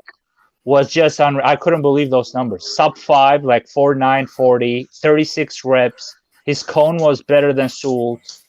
Penei, like he destroyed Penei as far as the metrics. But the good thing about this kid is he's been every year he's gotten better. He's healthy as a clam, but he plays mad. Like he's I know. just a mauler animal. Go watch him against Joseph Osai, bro. Yeah. Like that's why I asked you that that's night. one of his That's why I things. asked you about him. Like everybody, I mean, they're talking about him going to Arizona. Everyone's talking about him going on top of Arizona. He's jumping up on boards. Oh yeah. If you can get him for your 1 and 2 next year. He might tackle too, bro, and that's because I have Slater as a guard. Right. No, honestly, I don't know. Like if he falls at 18, he won't. You have to. Yeah, that's the thing. He has to be primary. But I'm saying those 6 picks. This RD. If you're the Giants, you're sitting at 11, and you've already got Andrew Thomas. A guy like Tevin Jenkins makes a hell of a lot of sense. Yeah, but they got 2 tackles now because the guy's coming back, right? What's his name? Slater? Nate Solder? No, Solder, yeah. Solder too, bro. I know, but they're both bad. That's the thing. They need a tackle again, but like their GM is going to screw it up. He's been screwing up every first draft. Like Dave Gettleman. Don't sleep on my boy Cosme either. He had a ridiculous pro. No, he did. But the thing is, you can only pick one of them. I would rather have, if I had to pick at 18, and I think both of them might be there at 18, right? I'm taking just because the way he plays, but I think he's a better pass protector, Cosme. I agree. But if I have Najee, that's what I'm saying. The 1 and 2 next year, like I don't know how they're gonna frame it, but if I just give you 6 picks and I give you these 5 players, I don't know, man. I think that's a steal and a half. Any like Pitts and Najee and Jenkins, like it's amazing. Brett, I don't know if you saw my big board for edge rushers, but I had Ronnie Perkins at 6, I believe. I love that kid. Bro. Yep. That kid is really You good. got him above Basham, actually. Can he stand up though? Or he doesn't need to. He doesn't need to stand up. Maybe he can just play the. You can put both. You can put his hands in the dirt, or he can stand up. I guess we're gonna let go of Ogba next year if he comes in. Well, that's the thing. They've kind of cornered themselves into position by not restructuring and creating more money. You should have got ahead of that. If you were going to get Ogba for next year, you should have re-signed him and re-upped him this year. They didn't get ahead of it, and now we're in a situation where that's why I think they need to take an edge in the first 3 or 4 picks because, A, start him off. What I would do is I would start the guy off rotating with Van Ginkel because Van Ginkel never played more than 500 snaps in a season. Rotating with Van Ginkel, so if Ogba's gone, you just slide the guy you drafted in, and Van Ginkel can take over the other side. Yeah, I mean, you know how it is with any defensive player. They always need 1 year. Like the offensive players, they usually pick it up because they're making the first move. Defensive players always need a year. So it's going to be for depth this year, the move anyway. So, but it's for the future. But man, if they don't get that tackle, and I don't want to Leatherwood or once you get into the second round, man, it's high risk. I rather. Guys, this is not my stance. This is not my stance on it, but don't be surprised. They're happy to just let these guys progress. Yeah. It's not what I want, but Hunt is not going to progress. you're Like, it's preaching over to the choir, bro. Forget. Like, I don't We care all what know he's a eyes guard. they're using. Rhino's saying that And- because Cam Wolf came out and said on his Howling with the Wolf a couple Very weeks firm ago. on that, man. But And I the thing think is, that they haven't did been show their getting- hand I'm with the gonna say Wilson this. move. All I'm gonna, yeah, exactly. That's what I'm Yes. gonna say to. I'm gonna Right. say to Cam Wolf. That's why I said to you in that chat, Rhino. I agree with some things he said. Why'd they get Isaiah Wilson then, Cam? That's right. That's all I gotta say. Why is the talk if we draft Penei, Austin Jackson's going to right tackle then, Cam? That's all I'm gonna say to Cam. And I know, Rhino, you. That's why I'm not saying to you. I'm saying to Cam. No, I know. I know you agree. Hunt needs to get kicked. I just know we all respect him. I know we all respect I him. respect the hell out of him. But my whole thing is with why are you going to keep experimenting to see if he's going to work when you know if you kick him in, he could be an all-pro. Yeah. To me, that's the stubbornness of a coach saying, "Oh, I can develop him. I can make him work." And especially how you gave him all second half of this a season to show that he isn't a right tackle. Well, guys, Right. if you think You about know? stubbornness, what are they going to do with Flowers then? I mean, they're going to Oh, pay him God. damn near $10 million. Blindfold him and shoot him. I mean, what I'm saying is, are they going to let him go to? Are they going to let him go to the bench? Are they going to let him go to the That bench? is wrong. Collecting $9 million. He's a horse with a broken leg, man. You got to get rid of him. Andrew, I think he should be on the bench. He should have been on the bench this past season with the way he played. Andrew Williams, yo, go check my Edge Big Board. You'll find out exactly what I think about Jalen Williams, bro. He's number one. Yo, I say The this red about light. Flowers. Here's my thing with Flowers. Shout out to whoever just took a crap while you're on stream. And flushed the toilet. Yo, That's funny. here's my thing with Flowers. This is all I needed to see about a player like Flowers and a rookie like Solomon McKinney. Solomon McKinney, when Hunt was next to him, they were beautiful passing off blocks, their combo blocks, the communication on stunts and loopers was fantastic, right? Then you kick Jesse Davis inside because he has experience there, and him and Hunt are a disaster on stunts and passing off blocks. Yeah. The communication was terrible. And then Kinley, because Flowers gets hurt, Kinley goes back to his natural left side. And I said last year, I thought Kinley is the reason why Andrew Thomas went so damn high. All right. But people just didn't. I love Solomon Kinley. Anyways. So, and then what happens when he goes next to Austin Jackson? Austin Jackson looks 100 times better than what he looked, especially in run sets. Oh, yeah. With Kinley beside him. Like, I just point out, Kinley legitimately made people better around him while a veteran was struggling next to Hunt. And if you go back and watch Eric Flowers, the most frustrating thing was how many times did Flowers either lose his block or drive his block into Austin Jackson's hip and cause Austin to lose his block? Do you remember what Quinn Miner said? Miner said how he was able to pick up stunts is because he trusted the guy next to him and communication. So what you're saying there, it could be an easy fix or it could be the hardest fix to find someone that can actually communicate or not. So, damn, bro, that's messed up. Yeah. Because you need, and Martin can attest to this because he's been played around the type of guys that I'm about to talk about. It's because you just don't need the physical body, the attributes, the lateral movement, the hip flexibility, which those two last things your boy Hunt don't have. You need it up here, bro. You need it up here. You need to watch film and be able to diagnose things from watching defenses on film. And I don't that's Eric Flowers' biggest I don't problem. think Hunt has that yet. Well, I mean, Flowers was a disaster for the New York Giants at tackle. And then I guess he had one good year moved to guard for Washington. And then he's been a disaster for us, man. I mean, it's just an ugly situation. A good Inconsistent player. What's crazy is if you go back to his time as a tackle in the Giants, his pass rush win rate was like 81%. That is so bad. It's unbelievable. Awful. And then they kick him in to guard. Buddy, he had an average season. Let's not start lying to ourselves about he was really good in Washington. He was average. You know why he wasn't really good in the first indicator? Okay? Because, and I'm going to bring up a player that was my comp for Hunt. Brandon Schreff. Yep. Brandon Schreff came out as a tackle. What did Washington do?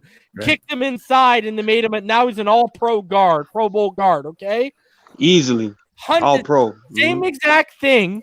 All right, literally to the point where Hunt even. I think they went to the same high school. Him and Brandon Schreff, and like Hunt broke like some of Brandon Schreff's like bench press records and squat records at the high school. I'm almost 100% sure that was. It was high school, yeah, because it didn't go. Yeah, because Schreff didn't go to Louisiana Lafayette, so it was high school, right? So what did they do with Flowers? Oh, let's do what we did with Schreff. If he was really good, you think Washington would have let him walk? Right. No, they would have paid him the $10.5 million and said, "Boom, we got our interior locked up with you and Schreff."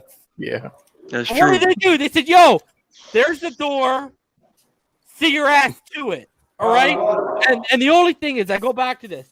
What was the same thing of why we drafted Austin Jackson? Austin Jackson was a knee-jerk reaction because of the run-on tackles. Yo, it's the exact same thing with Flowers. Flowers was a knee-jerk reaction. They paid the guy vastly overpaid him. You go back to TD Finstock, and I said that. Vastly overpaid him. Why? Because they lost out on Tooney, and they didn't want to get stuck with bottom-of-the-barrel guards. And then they go out and draft a natural left guard that they traded up for anyway.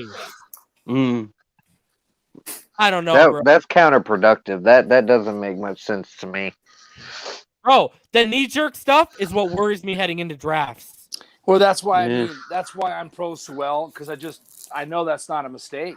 I mean, that's how I feel, right? That it's just like if we get a guy like that, I feel like it's going to shake out. You know what I mean? But if we go another direction and we're hunting for a tackle, bro, I think him and Pitts are the only sure things in the top 10. Yeah, and if we're hunting for a tackle at 36 or 50, and we don't land, and then according to what Ryan on the report from Wolf, we're just going to let these guys grow. We just had so many years of issues with the O-line, man. Years of it. You know what I mean? Yeah, you're right, bro. And Jeff, you know what? I think they might, because I think they really love Travis Etienne. And I think J.K. Dobbins taught them a lesson last year. If you were plugged in or knew anything that was going on, they loved J.K. Dobbins. And they got cocky. They thought he was going to fall to 50. They got real cocky. And the story goes, apparently, that the Baltimore Ravens really wanted Robert Hunt. And basically, J.K. Dobbins was a reactionary pick. Really? Yeah. Yeah. Baltimore always has it out for us in the draft. They always get the player I can't stand that team. And the playoffs. Yeah, the playoffs. The only time I feel like we actually have one up on Baltimore was in 2007 when we got our one lonely win when Cleo Lemon threw that touchdown pass to Camarillo in overtime. That's worth 100 years. Yeah. That's worth 100 years of pain from Ravens if you never go 16. But honestly, when you were talking about Travis Etienne, I always try to do like player comps. Is like where did I see this play style before? And I mentioned Marshall Faulk, but then I started watching LaDainian Tomlinson. Like LaDainian's like rookie year, second year, third year in the league, where he was an awesome breakaway burst running back, but had hellified playmaking ability as a pass catcher. Right. Like Travis Etienne is who? Yeah. Very, very similar. Very similar. I don't think Etienne is getting out the first round either, bro. I don't think it's gonna happen. Yo, he's the perfect fit for Arizona, bro. And that might be where we luck up as far as if we don't get a Penei at 6, that Tevin Jenkins slide in the draft.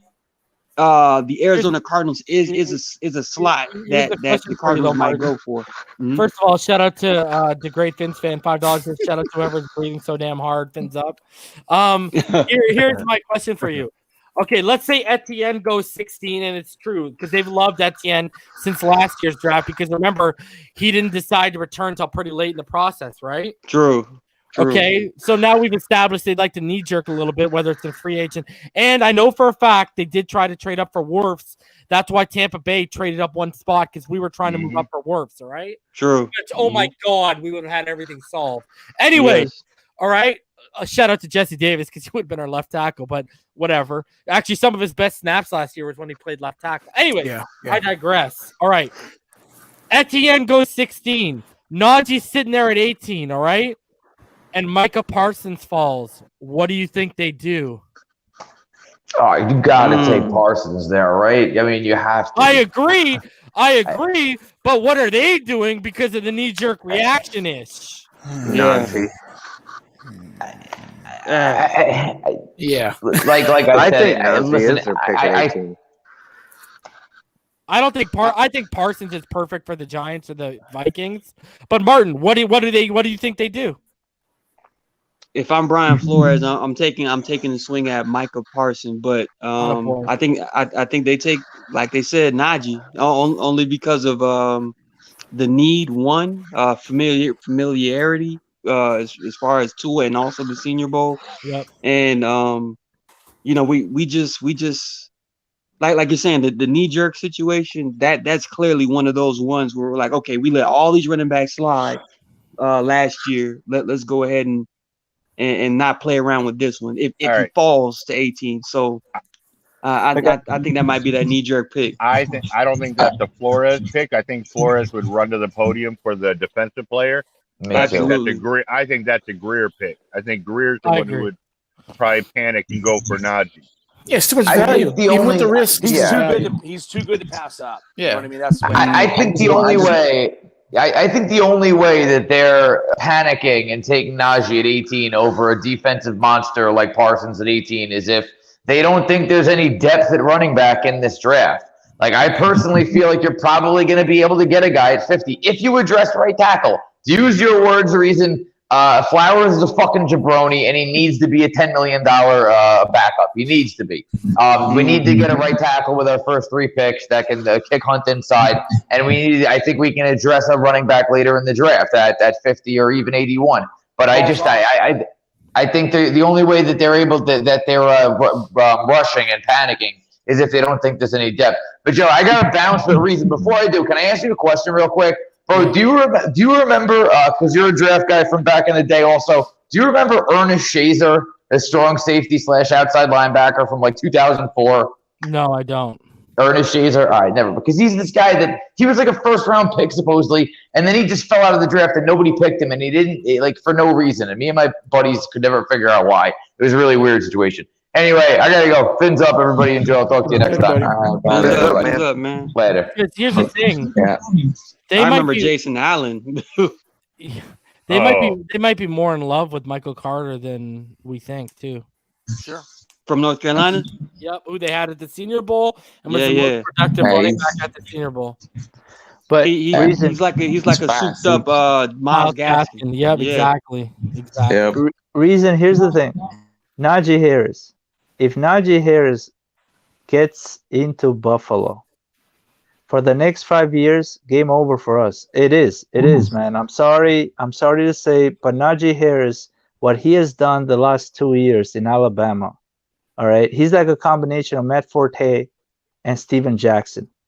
Like he'll pound you down, Jackson. And he'll be an absolute receiver as well, and he's a game changer, right? I don't think Najee gets past Pittsburgh though. No, but that's what I'm saying. Yeah. Like, fine, Pittsburgh is good, but if he goes to Buffalo, that hurts us tremendously. Not as much as ATN or another running back, because of the physicality portion. That's why I want Pitts and Najee, and then you gave Jenkins as well because you invest future picks. But the physicality, and that's what Flores likes. Physicality. Keep in mind, the last 3 years, our offense has been trash. So I know he wants to build the defense, but his biggest problem last year was the offense. So I don't know why he would think of even investing a first-round pick in the defense this year, right? Dude. Because it takes 1 year for the defensive player to catch up. And you waste a year of offense production you're putting a target on your back, right? For the coaching staff, for Tua, for everyone else, because the fan base will be impatient if that offense does not take a massive, and I mean massive, step forward this year. When you got superstars like Najee, because he is a superstar, he's like, if you take them at face value, if you take Parsons, right, at face value, that he's going to project very well, you have to take Najee Harris at face value that he's going to project very well. Well, how many touchdowns do you think he's going to give you if he projects very well? You look at that production, how many? 8? 8, yeah. Why? That's what I think. As far as rushing, why? I don't think the Dolphins feel the same way. 30 in 13 games. Why would he be 8? Then Parsons will be 2 sacks. Well, then Parsons will be 2 sacks, and like Isaiah Simmons, he'll give you 3-5 good games, and that's it. So, like, obviously, you want a lollipop? That's my number. The lollipop is you have you want from me? But you have to, like, if you're high on the defensive guy that is going to give you double-digit sacks and 100 tackles and a lot of tackles for loss, you have to be very high on the. Yeah, but this isn't like copying your phone to another phone, bro. Okay, you're going against the nature though of Flores, man. It's a defensive background from New England, whether he doesn't want to be labeled or not, and they also run a committee approach at running back. So I love Najee Harris. I just don't see my. And I said 8 rushing the same way. I said 8 rushing. I don't care. I don't care which running back is available at 18. If Michael Parsons is falling to you at number 18, you run up to the podium, you draft them, bro, so you can tell Jerome Baker to kick rocks. I agree with that. Okay. Hold on a sec. So Steven Nunes asked, reason do you think we don't draft a running back and draft a couple of pass catchers? We go with an air raid instead of a power run? No, because they're going to be installing, like I said, more screens. They're going to be running that 12-man personnel a lot, and they're going to be running RPO. Now, this kind of goes to what RD's saying here in terms of getting the running back. Right. The first letter in RPO stands for what? Run. And I'm telling you right now, I agree with the committee stuff. Who are you? Look at our committee right now. Who's our RPO back? We don't have one. Yeah, it's not. I agree. That's the issue here. Yeah. But we got great complementary backs to Najee too, right? Like how small they are, they fit into small spaces. Exactly. That it all fits in. It's all about getting the mojo. Last year we had 0 mojo, like 0. Can you imagine? A little bit though. Well, yeah, I know, man. Gaskin or Ackerman would lay up the first half, and we're starting out the second half with Jordan Howard back there. Like, what are you doing? And you got to get that run blocking short up, though. And not throwing any passes to Breda. And not throwing any damn passes to Breda. I never understood that guy, man. I just feel like if Zaven Collins falls in the second round, whether you have Micah Parsons or Zaven Collins. I don't think Zaven, there's talk about Zaven going in the top 15 right now, bro. Wow. Because of New England? His pro day that he just had. There's serious talk. I read an article about it today. Armando, he says, Mr. Ballgame, I'm not sure people. Flo loves Baker. Oh, we've never denied he loves Baker. But when Baker comes here and asks for $10+ million, y'all will find out real quick how much he loves Jerome Baker. All right. Not as much as Eric Flowers. Yeah, bro. I'm telling you right now, like he's like that's the issue. No one denies how much he loves Baker. It's clearly evident. The problem is he ain't gonna be the money this guy's gonna be asking for. But how much is it to tag him? Because he's a middle linebacker. I think it's it's either 14 or 16 million to tag for a middle linebacker. It's not cheap. And he's only really good as an off-ball blitzer. The guy can't play traffic. He can't read and diagnose. Like that's the thing. Like you literally go back to my video of why I said he's not a Mike. They literally used him the way I told them to use him. Literally the way I said, this is how you got to use him. They used him and they found the success, bro. Look at all you got to do is go back to that play with him and Van Noy in the middle there, and he points out the running back, and you see literally Van Noy looks at him and nods, and he's clearly pointing out the running back to Van Noy. Van Noy goes with the running back. What does Baker do? mirrors the running back as well and leaves the whole middle of the field open, and Josh Allen gains 17 up the middle. The guy, here's the thing. I talked about it with trench players earlier up here. Baker up here isn't where he needs to be. Yeah, he's asking where's his mama. He's looking for his mama all the time. He's like, where's mama? Where's mama? Leave his mic'd up Like, moments I don't alone. even think they're going to give him $9 or $10 million a year. I think if this 5 to 7. I think 5 to 8 is their max. I don't think they're paying him double digits a year. Are you crazy? I think every free agent next year is going to be asking for ownership stake because of the way the cap is going. So I know we got to draft. We got like people, 80 or 90 million next year too. And reason not to get too far off topic, how you were discussing, Baker he's not really there yet from the neck up. Yeah. I will say this about Robert Hunt and his development moving forward.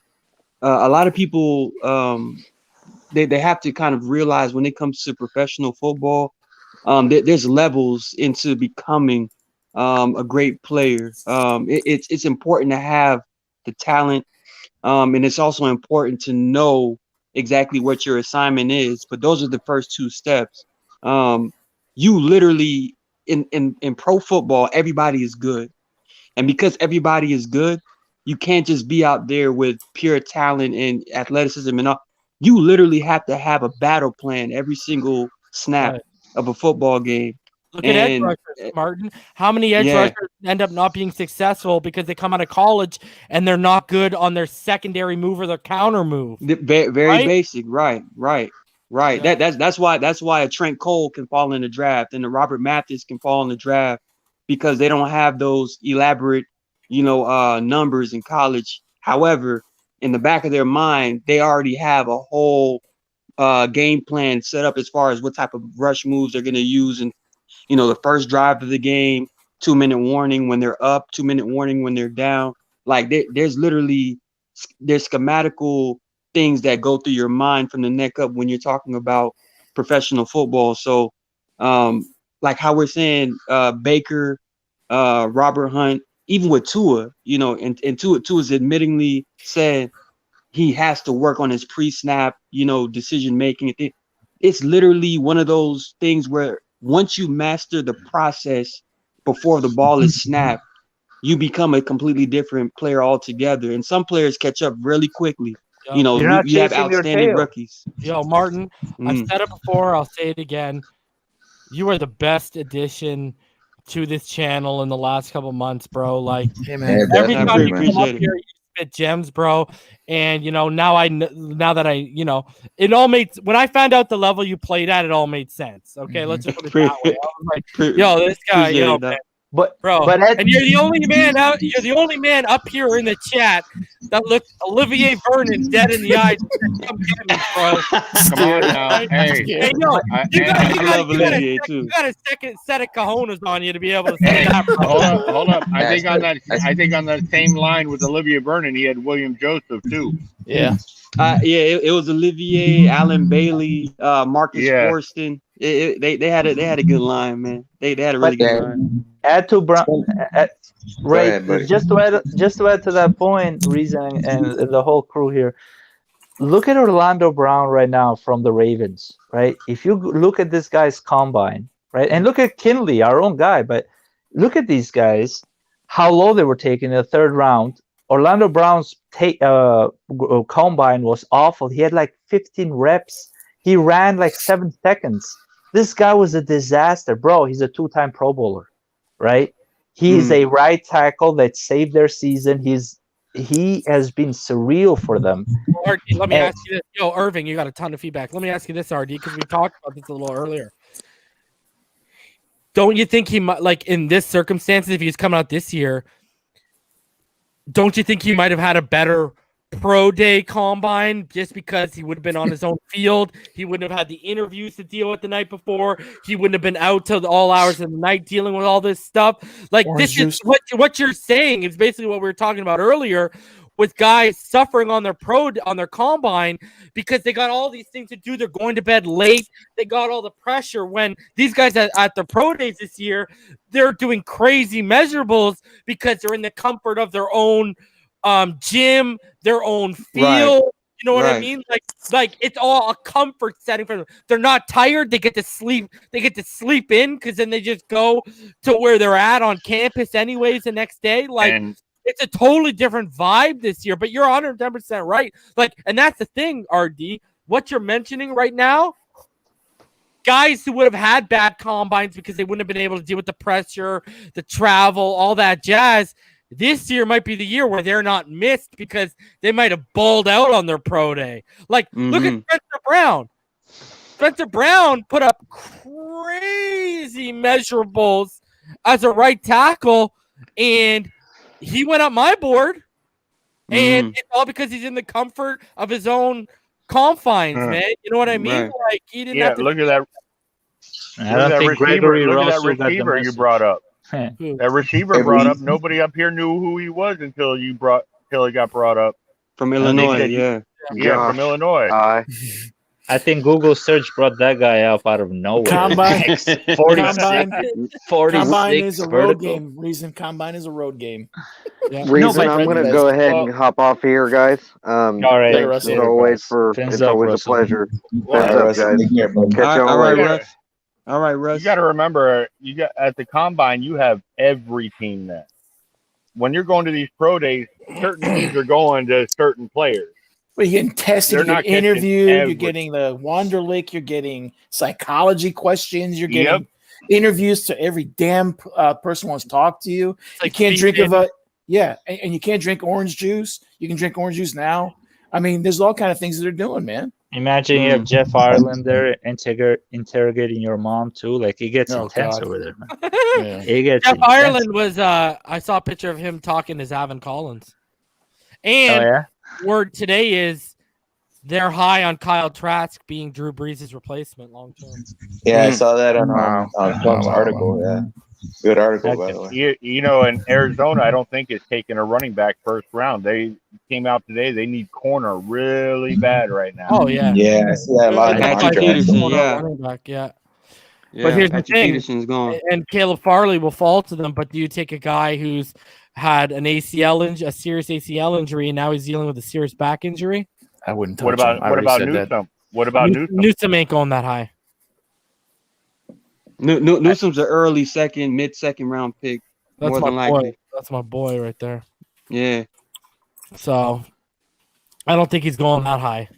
So we'll see. Who do you think's taking corners though? It would be Dallas definitely. Yeah. I would have thought San Fran would have, but here we are. Yo, Irving, you got a ton of feedback, bro. Well, Minnesota's corner, who they drafted last year, just got in trouble today. Yeah, but they need edge help too, right? Oh, what do you do? Gladney assaulted his girlfriend. There we and go. They're picking JC Horn 100% now. If JC Horn falls at 14, they're taking him. Yeah, because I don't think JC Horn's getting past Dallas. No, they're taking Surtain to pair him with Diggs. Oh, Surtain. Watch. Even though I think JC's better, and I actually think I have Greg Newsome better. Greg Newsome is my corner 3. Okay, so my corner 4. So Detroit receiver, Carolina's going to take what? Who? Carolina? Yeah. If Penei's there. Okay, Denver. Denver could take a corner because Kyle Fuller only got on 1 year. All right, so that's corner 1. Dallas, corner 2. I can see Parsons going to Denver too, though. Well, the reason why you haven't seen Von Miller sign with anyone is because they're working it out. Okay, Giants.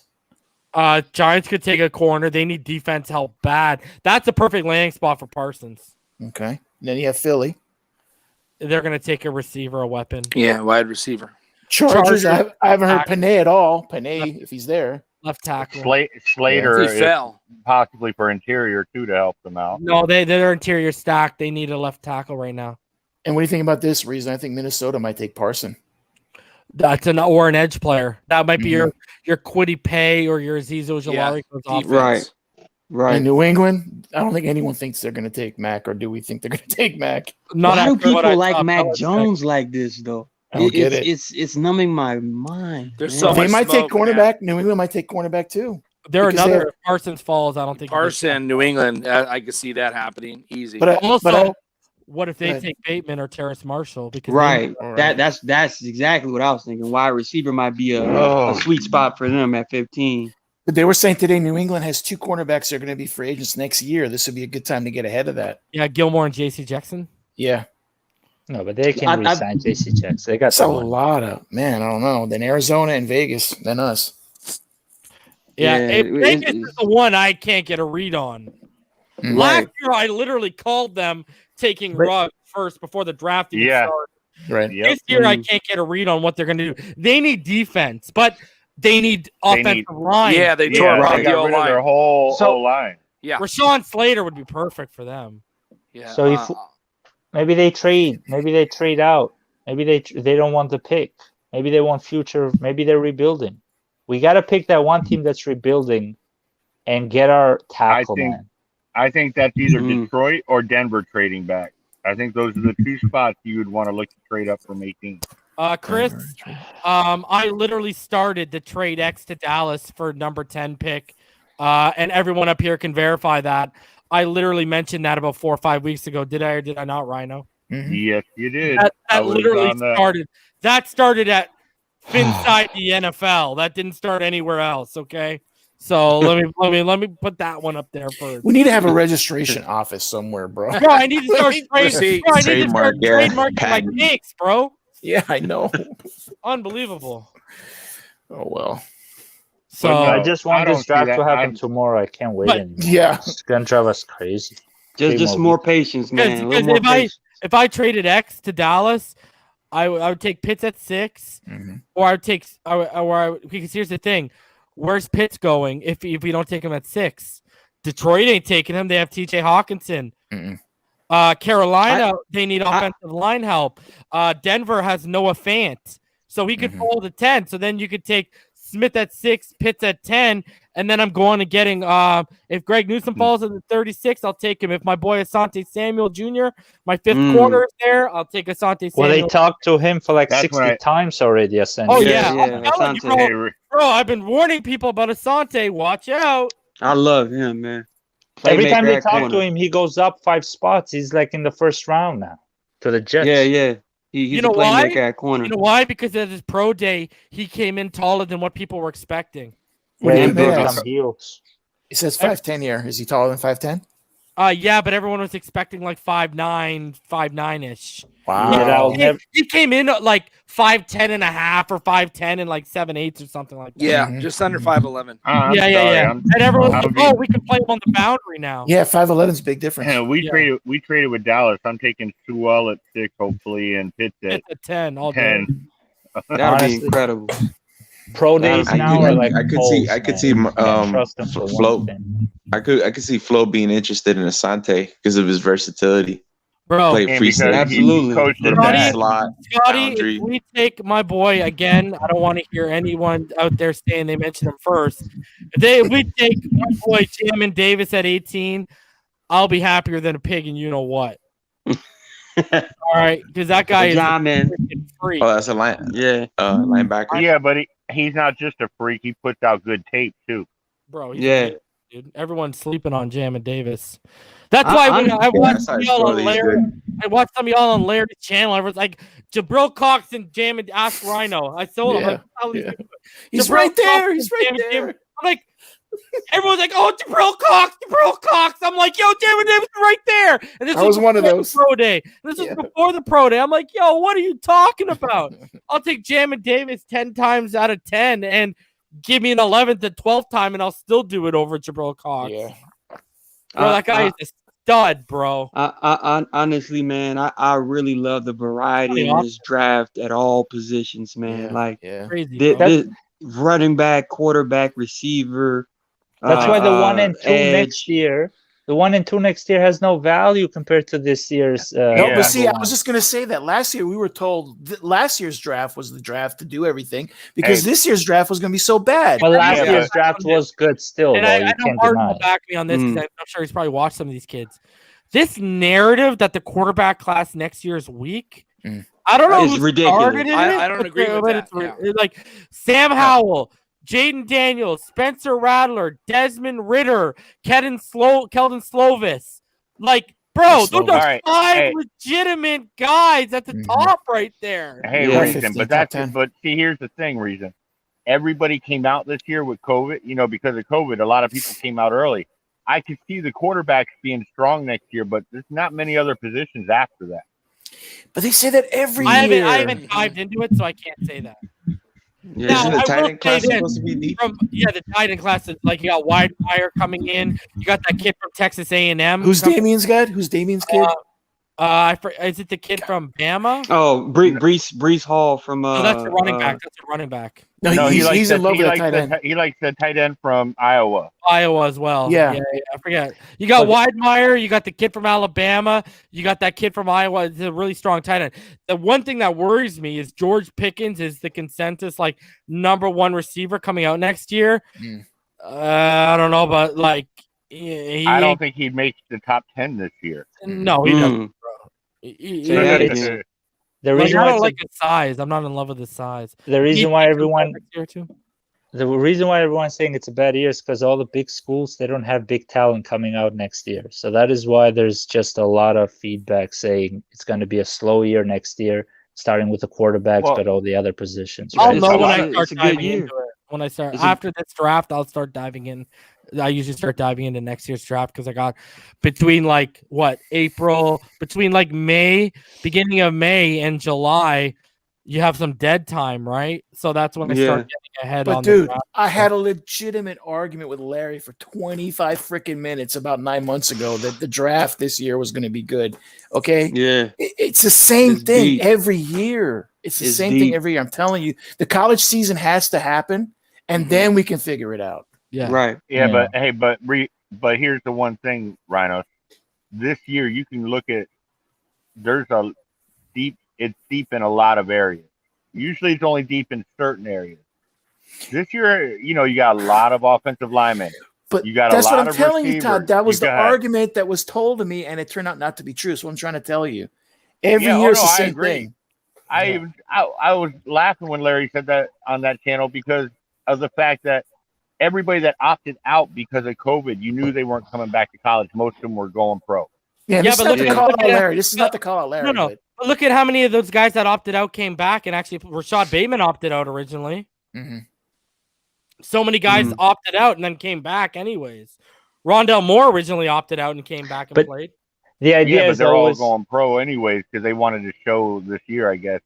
You gotta look at it. A lot of them just wanted to show last bit and go. I'll tell you right now, especially when you look at the thing with the edge class is there's a lot of really good players, but there's no elite guy. Like next year, my boy Kevon Thibodeau, who I've been talking about since last year, comes out, and I think he'll be elite. So I think he'll be your top edge guy next year. Thibodeau is going to be flirting with a Julius Peppers elite coming out of North Carolina. You can't miss this type of prospect. Yeah, he's a beast, bro. Yeah, because I see his film and he's impressive. Julius Peppers really. Here's the way have you watched Kevon Thibodeau, bro? I have, but come on, Julius Peppers. That's not. Kevon Thibodeau is fucking legit, bro. I know, but we can't say Julius Peppers. The guy was a monster. I hear you because Julius Peppers out of North Carolina was not only a football player, but he played college basketball, which is extremely difficult to do at the collegiate level. But Julius Peppers was a specimen. Shout out to You're true. Well, very Kevon true. Thibodeau, bro. One of the most impressive things for me since he was a freshman, bro, his ability to diagnose screens and the short passing game is very, very elite, man. He's a very smart player. And he is, buddy, you snap the ball and he's in the backfield, bro. He is crazy. Good bull rusher, can convert speed to power real quick. Buddy, he got good swim moves. His counter moves are very, very good. All about that rip and tear, bro. He's good, man. And he got the active hands that constantly pushing away punches, man, swatting them like flies, like I like to call it. He is legit, bro. He transitions extremely well to the pro football game. Is what I'm trying to get at when I do that cut like Julius Peppers comparison. Like it's almost like who's comparable to Andrew Luck, like as far as that type of prospect. We haven't really seen an Andrew Luck in the last 25 years, like almost like Julius Peppers. We haven't seen a Julius Peppers in the last 25 years.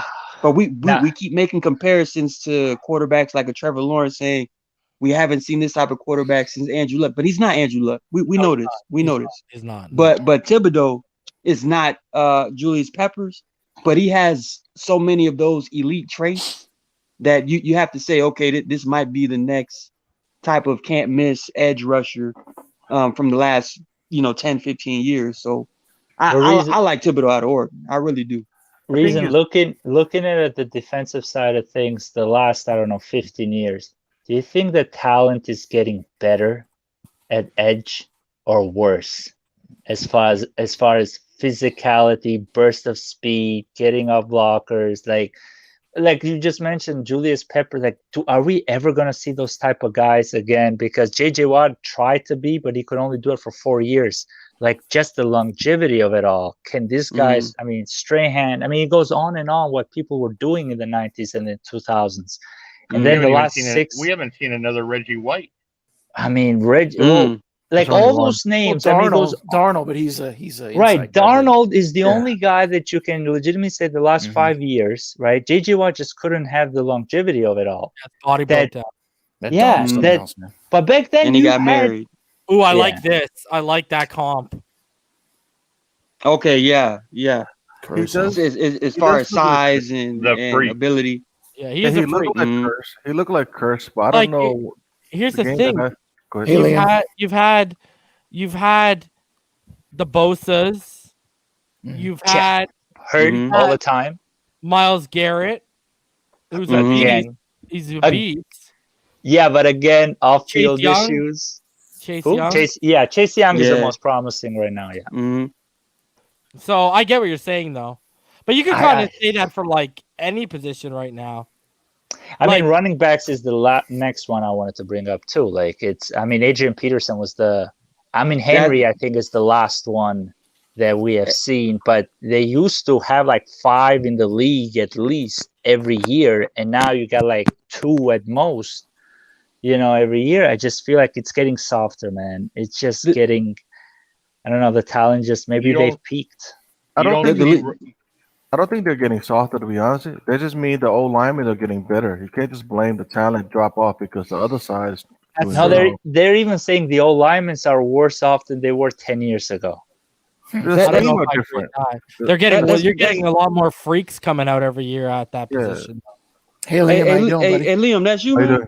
Yeah, that's me. How you What's up, Liam? What's going on, bro? I'm just enjoying the show as usual, cheering on the Dolphins because the Bears, I don't know what the hell they're doing. They're being trash. What do you mean? You got the red rifle, bro. Yeah. It's all good, bro. The Red Rocket. Yeah, let me go rob a store or something like that. See if I look like Smollett. Come back and say that. Smollett. He came back from the dead, man. You got to give him respect. Bro, the Red Rocket was Matt Bonner. Yeah, Matt Bonner, baby. I love that guy. Played on the Raptors and then the Spurs, right? Yeah. He was the red pop gun. But Liam, you played offensive line. Yes. Wouldn't you say they're a lot more athletic than what they were 10 years ago? They're a lot more athletic. The scheme people got to factor in that they're not smash mouth like they used to. They're doing all these spread. They got to be more nimble, more agile. So those quicker, fast twitch ends, they're having equal against the O-line because the O-line are a lot more nimble than before. Not the big bruiser that we have. So those are the different. Time evolved. So I don't know. Thibodeau, I watched him like you said, but he never jumped out to me. I know he got all the skill set. Like to compare him to Peppers or Curse, that's a big shoes to put on the guy. But he definitely got all the traits, though. I agree with you because he just didn't jump at me when I used to see the Oregon games when I ever had to get a chance to watch them. So maybe just me. But this year was a bad year for defenses everywhere, man. Just they could never get up to par with the offenses because of COVID. It was just the practicing wasn't there. Every defense was trash across the college world this year. They all look at LSU. even in the SEC, it was historically bad. You know, so you're absolutely correct. The defenses, you know, and it's not even just college. Even in the NFL, there's so many rules that's being put in place for, you know, less full pad time, less shoulder pad time.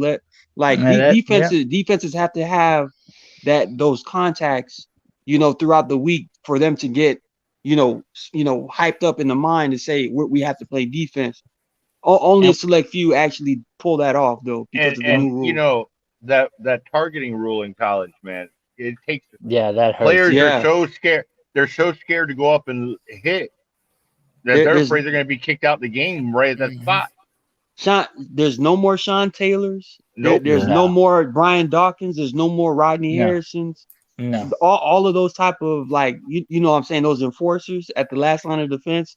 Even you know, Chancellor was the last one, right? Chancellor was the last one. Cam Chancellor, like those type of, you know, enforcers. They've been muzzled in the NFL because of obviously and it's nothing to play with when it comes to the concussions.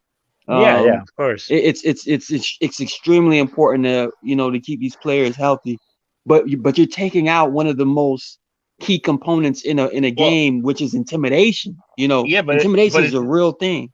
Yeah, it is. But it's not even. But it's not even that. You've been playing a certain way your whole life, and now you gotta. Okay, now you gotta do that lay back. You're in between, and that's the worst place to be as a defender.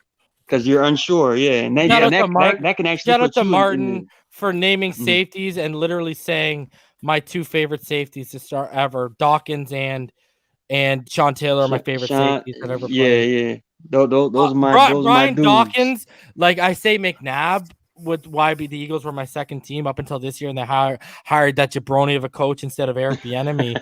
But Brian Dawkins was a big reason too. I absolutely loved, bro. I'll be honest, I even loved Jeremiah Bell. Yeah. Hey, reason. Yeah. Brian Dawkins, his house that he grew up in is literally 2 miles away from my house. Bro, he's Rains High School. He went to Rains High School here in Jacksonville. Mm-hmm. That dude was a monster. Even at Clemson, that dude was still. Bro, and I loved me some Brock Marion. I loved me some Brock Marion too.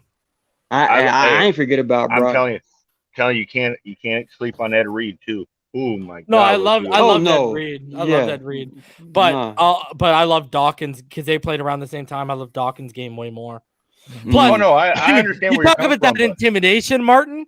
Bro, when he had the when Dawkins had the visor, the black black visor, evil. Bro, Dawkins looked like he's about to kill your whole team, bro. You know what I like. You know what I liked about Ed Reed though. The one thing I loved about him was how he was on special teams. He'd block punts, turn around, and then he would go and play D and pick you off. Yeah. Mm-hmm. Oh my God! Every time he blocked one, it seemed like it ended up in his hand the way he blocked it. Yeah. Ed Reed was the greatest playmaker at safety the NFL probably ever seen, and I'm talking about even with like Rodney Woodson. But Polamalu was there too, though. Troy Polamalu, yeah. But here's the thing: Ed Reed was long. Ed Reed had more longevity than Polamalu. Yeah, and more picks too. Yeah, he was an outstanding playmaker, man. But that goes back to what you said, Martin. What did him and Ray Lewis do? They studied film. They studied film like crazy. They knew what the quarterback was going to do before he did it. Yeah, he's the coach. Ed Reed is the coach of who now? I think he's at University of Miami. He's at University of Miami as a. He's not a coach. He's not the coach. He's He's like in charge of the athletic department, like one right. You're not too bad when you're as talented as you are with Ed Reed, and the guy taking care of the second level is arguably one of the greatest linebackers of all time. No, right? Yeah, right. Every level that team was. But then you had Suggs and you had. Haloti Ngata was a beast. Plug. Yep. Oh my. And I hated trying to spell his last name, bro. Even before him, you had Tony Siragusa. Oh, bro. Yo, you remember when Siragusa was on the sidelines after he retired? The Fox would have him on the side. Just this big behemoth of a man. Yeah. And they'd always come into him, and it was like, Jesus, bro. Stick to talking about Italian food. This guy. He ate everything. He ate everything. Ed Reed is the chief of staff. Chief of Hey, staff. you- yeah. okay. So yeah. But wait, they won with an offensive-minded head coach that first Super Bowl. Like he couldn't run the defense at all. Dilfer, Brian Billick. Billick, yeah. Yeah, but you Brian- know what? That's because you had people like Ray Lewis and Ed Reed Oh running yeah, the defense. that was the greatest defense of all. That was it. They took Dilfer and they made him. That's what I was about to say. They made Dilfer a Super Bowl champion. Okay, But you guys did see who was on the coaching staff of the defense, right? Oh yeah, Rex Ryan, Marvin Jones. Yeah. All those guys got jobs for years, decades after that. So right, of course. Right. Like they had a defensive staff that was like for the ages. In every level of the defense, the defensive staff was crazy. So it all meshed well at the same time. And I know we're talking about like great coaching staffs. What about that coaching staff Jaden Daniels is under at Arizona State? Herm Edwards is your head coach, and Marvin Lewis is a special consultant. That kid, if Jaden Daniels, like he came onto my radar when he beat Justin Herbert. And he didn't just beat Justin Herbert, he out-dueled Justin Herbert as a true freshman, bro. If that guy puts on some weight, Jaden Daniels is going to be special at this next level, bro. He will. He will. He's just as athletic and a way better refined passer than what Justin Fields is, bro. Right. And way better at processing, I think, right now. Are we ever going to see Ohio State quarterback ever do anything in the big, in the NFL? I think if Justin Fields works on his processing after getting off it, I think it's only really two main things. I think it's getting off of his processing after he gets off his first read, and I think his release. But they're also I don't like the top of his release. They're also talking off the field stuff now, man. And Carolina just passed out on getting him by doing this Donald trade. Well, bro, I'm just saying. Penei had the pro day he did, and then I forget who it was on Twitter was like, "Oh, he's got maturity issues." Like what? What are you talking about? No, Carolina couldn't strike a deal. Carolina the issue was he's 21. Deal. He's 21. He can't drink.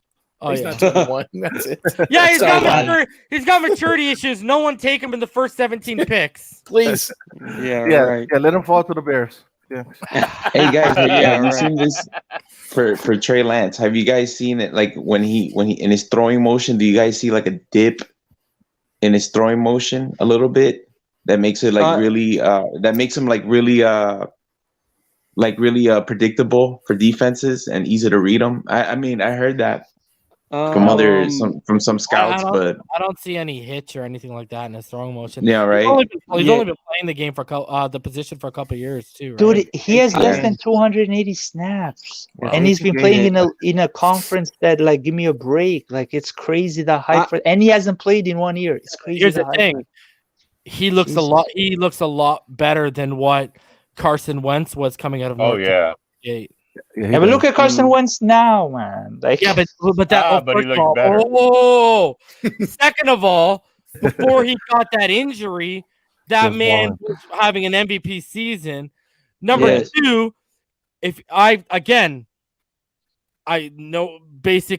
know someone in the organization through someone, and his whole thing was when Frank Reich left. Yeah, I've heard stories, bro. Literally, I've heard stories of him sitting in the film room, them looking over film, and Peterson coming around and saying, "Yo, Carson, you did this wrong. You got to do this better." And Carson was like, yeah, I'll do it better next time. And that's why players started hating on Carson Wentz. It wasn't the religious or politics stuff. It was because of how nonchalant he was. And you know why? Because Carson Palmer thought Doug Peterson and all those guys were a bunch of fucking idiots, bro.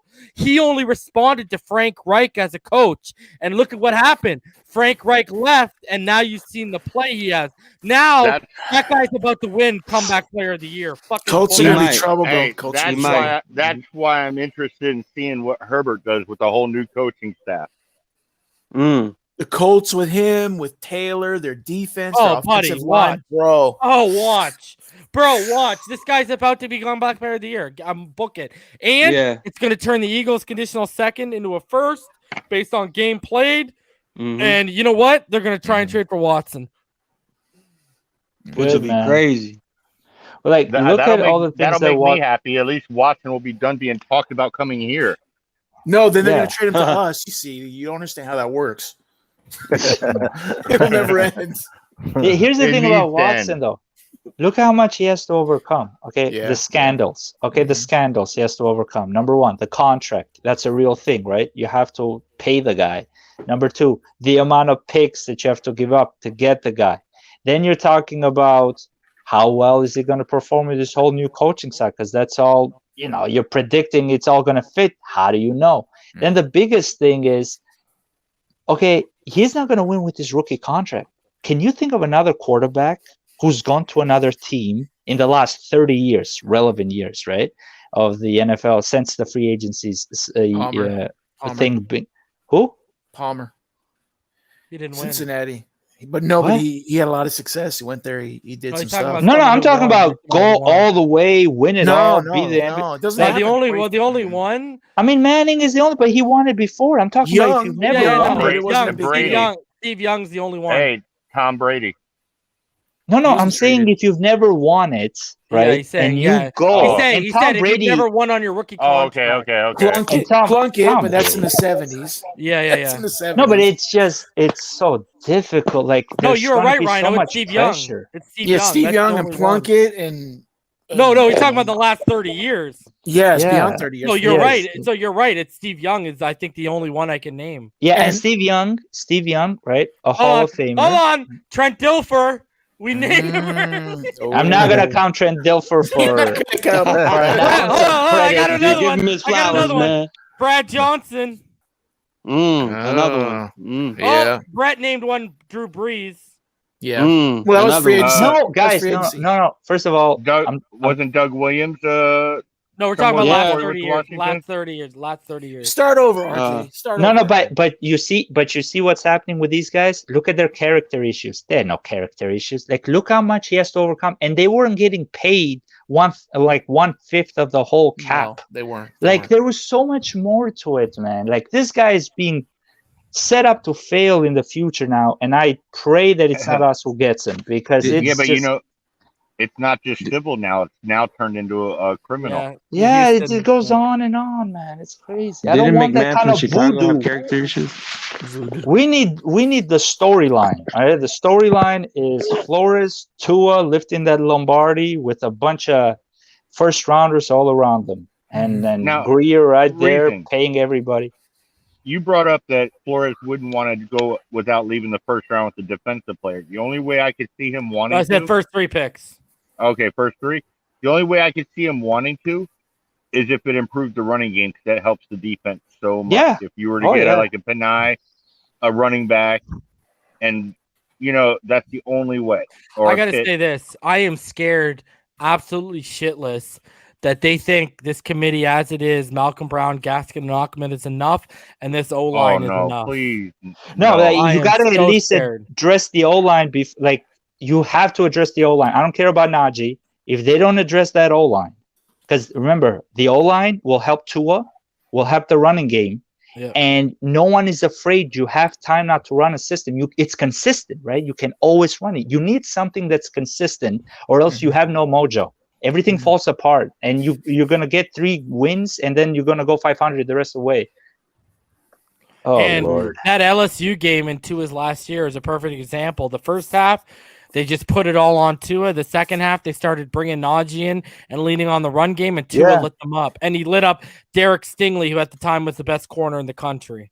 Yeah. You know what I miss about the running back position, though? Because if you look at it overall, back in the day when you had Tomlinson, Marshall Faulk, they did every aspect of the offense. They could go out and run pass patterns. They could block. They could block, and they would get you 1,500 yards a season rushing added on top of that. You don't have running backs that do every aspect of the game the way you used to. And be the main scorer. And be the main scorer. Like, you got to score at the end. If you don't score the actual damn thing and go in field goal, our MVP last year was our kicker.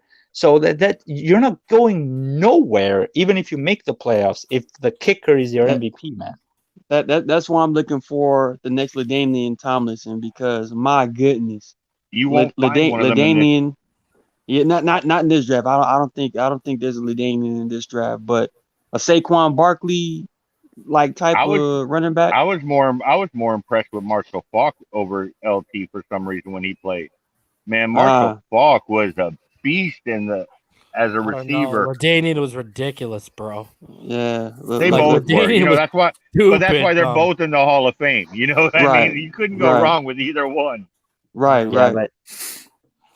All right, we're about to hit 3 hours here, so let's go through some final thoughts. Rhino, let's start with you, buddy. When do you think you're going to be on next, Reason? Wednesday. Wednesday, all right. I'll see you Wednesday then, and fins up, guys. Almost 3 weeks till the draft. And just another thing, too. So I'm going to be dropping my running back big board this week. Mm-hmm. And then what I'm going to do is I'm going to do 2 mock drafts on this channel. I'm going to do mock draft version 1.0. It's going to be 1 round, no trades. I make every pick. And then mock draft 2.0 is going to be 2 rounds with trades, and I make every pick and trade. Nice. So that's what I'll be doing. So mock draft 1.0. So you're just going to next week, and then mock draft 2.0 the week after. You're just going to piss us off that you're not the GM of the Dolphins because you're going to make it look so good. Probably. And you know, my trades are going to make sense. I'm not going to be like, I got to make this trade so a player I want falls to me. Right. So Martin, let's hear your final thoughts, buddy. Yeah, Penei Sewell's pro day was awesome. If he falls to us and we don't pick him, I mean, that is going to be tough. But I love that Miami Dolphins are in a position where at number 6, anyone that they pick is going to be an instant boost to this team. And Sam Darnold going to the Carolina Panthers, or just being exodus out of the AFC East. This guy was a number 3 overall pick in 2018, bro. This league, if you don't get it right, man. And 3 second rounders, right?